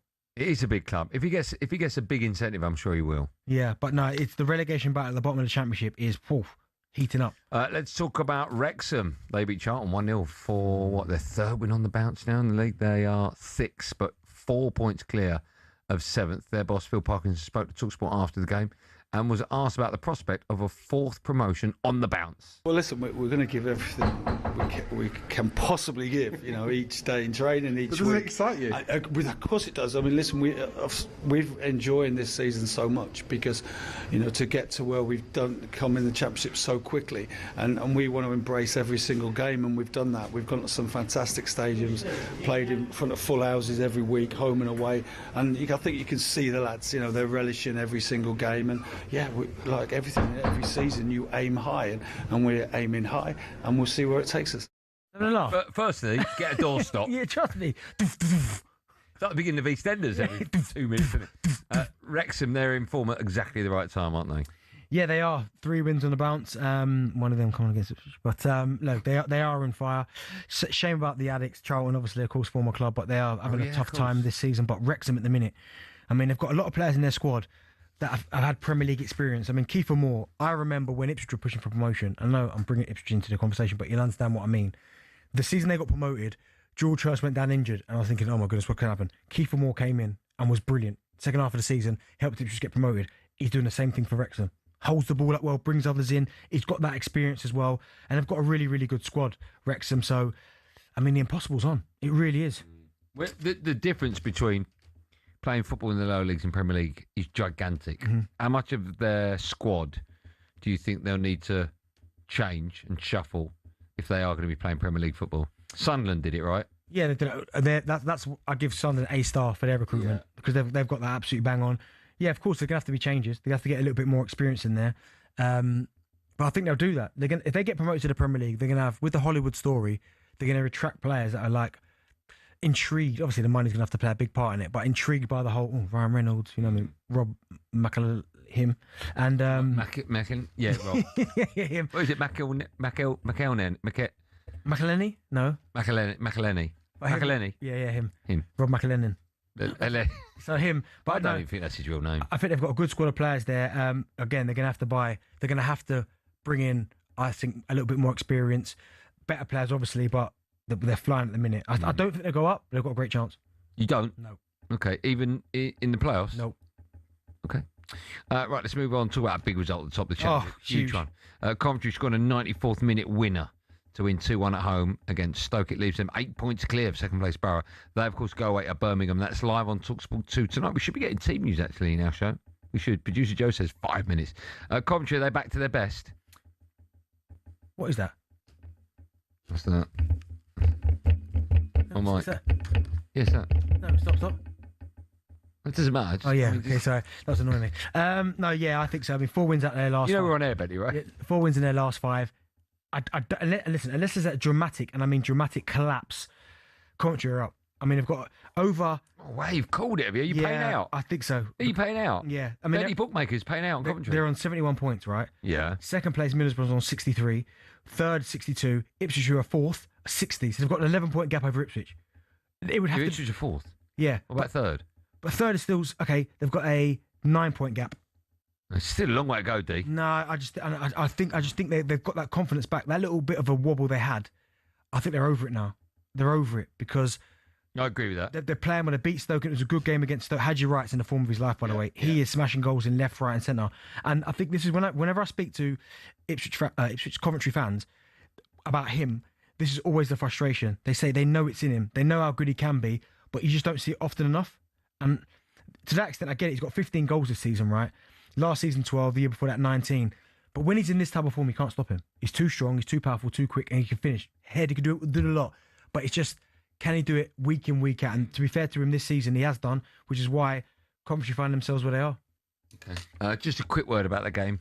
Middlesbrough against Birmingham, live on talkSPORT 2 tonight. You fully expect them to get all 3 points?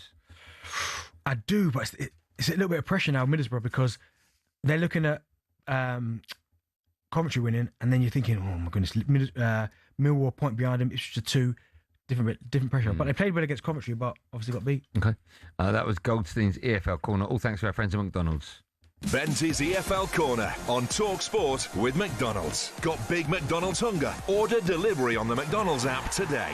From 11 a.m, 18 plus. Fees apply to delivery orders. Subject to availability. Price may vary. We'll have team news for you ahead of that game when we come back. And one more, Billy will be in the studio with a microwave. And there's a reason behind it. Make sure you stay tuned to find out why right after this.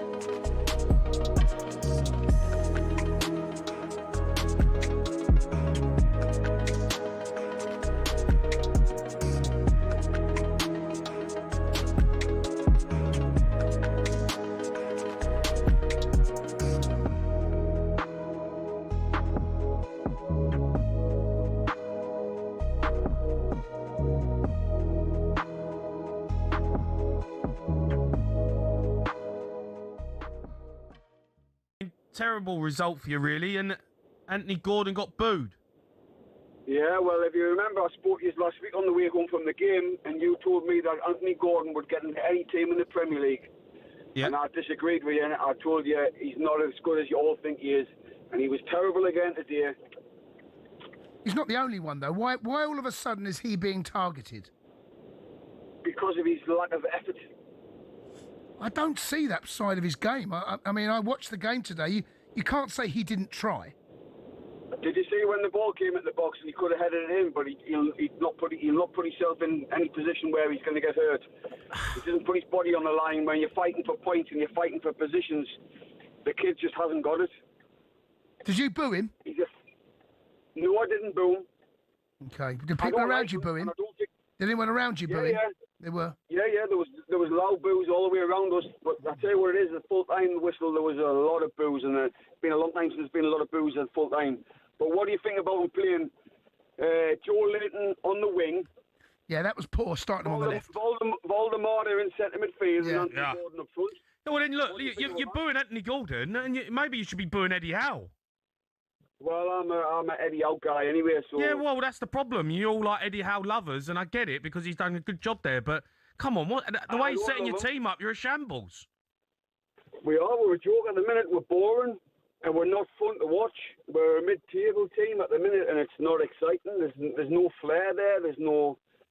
Something's not right.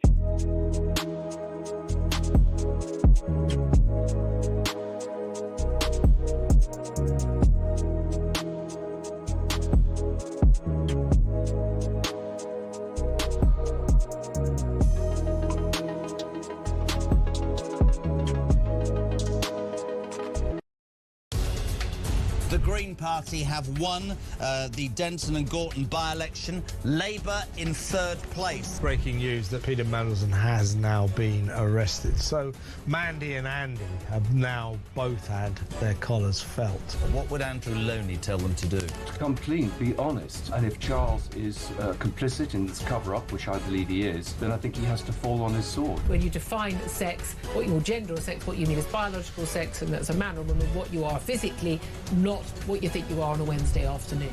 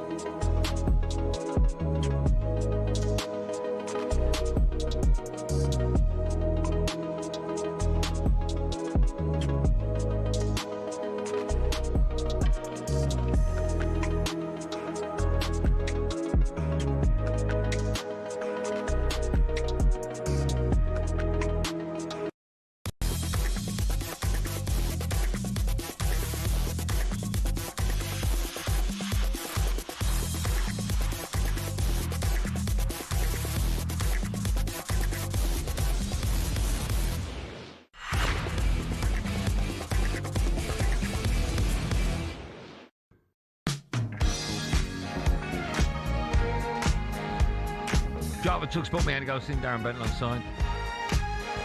For us at 7 to go, Adrian Domo's kick-off.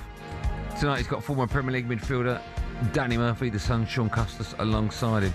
In a minute, Benty will be injuring one more Billy, but before he does, how does a VIP private suite for you and 11 mates for a day at the cricket sound this summer? I think it sounds great. Thanks to Pitch Experiences, we are sending you to their Super Box at the Oval for England against Sri Lanka, the ODI in total luxury. We are talking fine dining, your own personal mixologist, private balcony, and a Q&A with cricket legends while you watch the action. The ultimate summer day out. For your chance to win, text the word WIN to 83338. The text will cost £2.50 plus standard network rate, or you can call 0343 418 7260. 0343 418 7260. Lines close Friday at 4 p.m. 18 plus UK residents only. It's a talkSPORT promotion. Full T's and C's at talksport.com. So for your chance to win, text the word WIN to 83338 now. In a moment, we'll be crossing over to Jim Proudfoot for all the team news ahead of Birmingham against Borough in the Championship. But until then, it's time to say hello to One Word Billy. Hello. How old's Madonna, Bill? Do you know? Ooh, I'm going to go 65. 73. No, she's 73. No, she's not. I don't know how she's. How was your weekend, Bill? No one cares, mate. No one cares. Bill, at any moment I could stop you talking. That's fine. All right? Yeah, that's fine. But until that moment, what are we doing? I can't hear you, mic's off. Remember we did some Proverbs on Friday's show? Oh, yeah, I like the Proverbs, chat. Leave him alone, Benty. Stop stabbing him with a pen. Me. I've got a few more for you. Oh, we like the Proverbs. You like them? Yeah, we love them. Do we? Okay. All right, Andy, do you want to go first? Oh, I should. Very lazy from Andy, though, isn't it? Before I go first, a reminder over on talkSPORT 2, you can hear Birmingham against Borough in the Championship. Team news is in. Jim Proudfoot can confirm that is not a lie. Jim?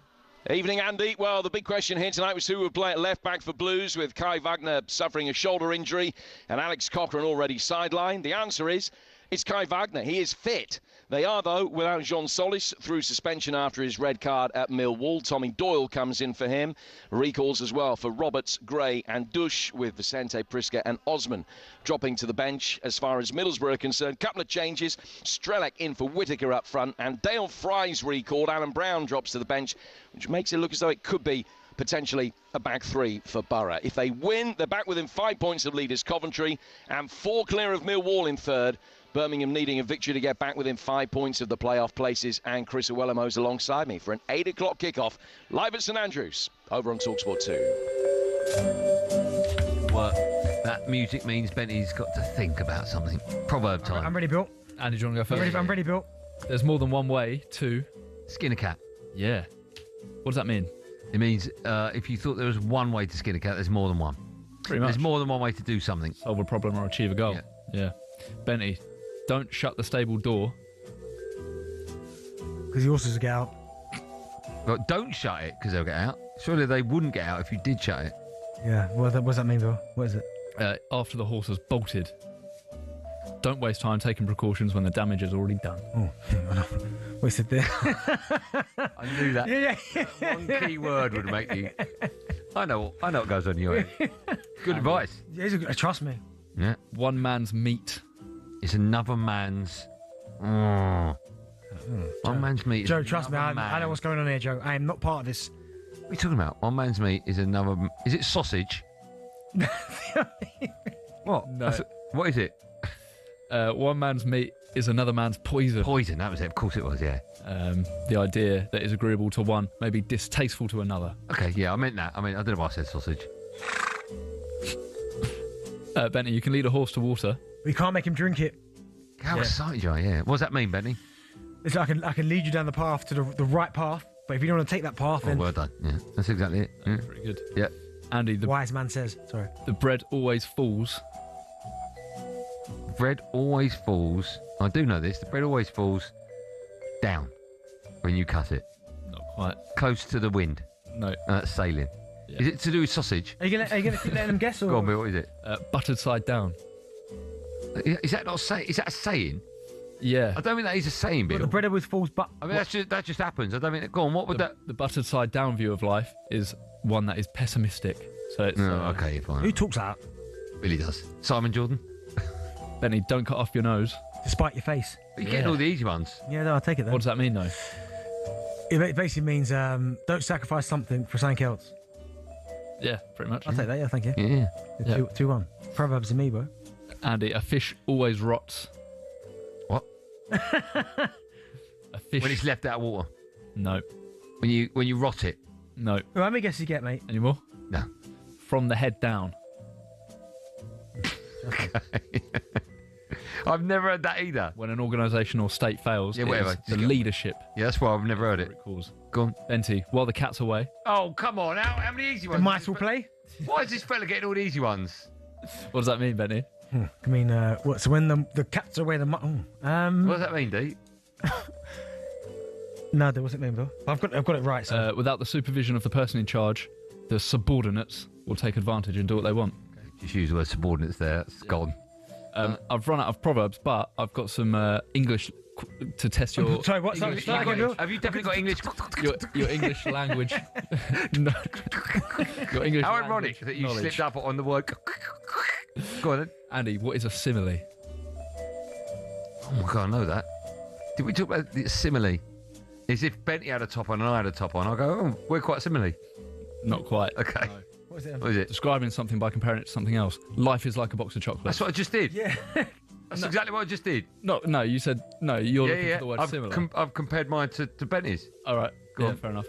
Benty, give me an example of a noun. Good work. A noun would be Just one example. There's Go loads. on. There's loads. There's loads in this room. a camera. Yeah. Yeah, I do. Yeah. I do like a big tasty. Yeah, I love big tasty. Andy, what is hyperbole?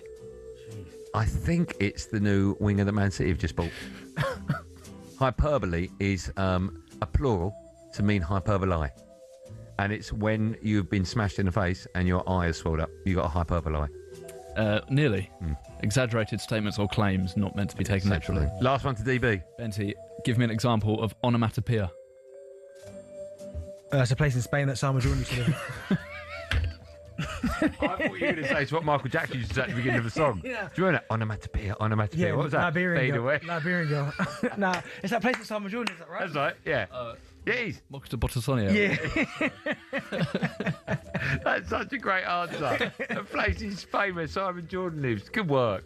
We're going to have a quick break. We'll be back in about 21 hours, I think. It's only fair that we keep you up to date with where you are, so make sure you join us when we come back tomorrow at 4. You want to stay where you are, because I'm looking through the glass and I can see the GOAT, Adrian Durham. He's dressed.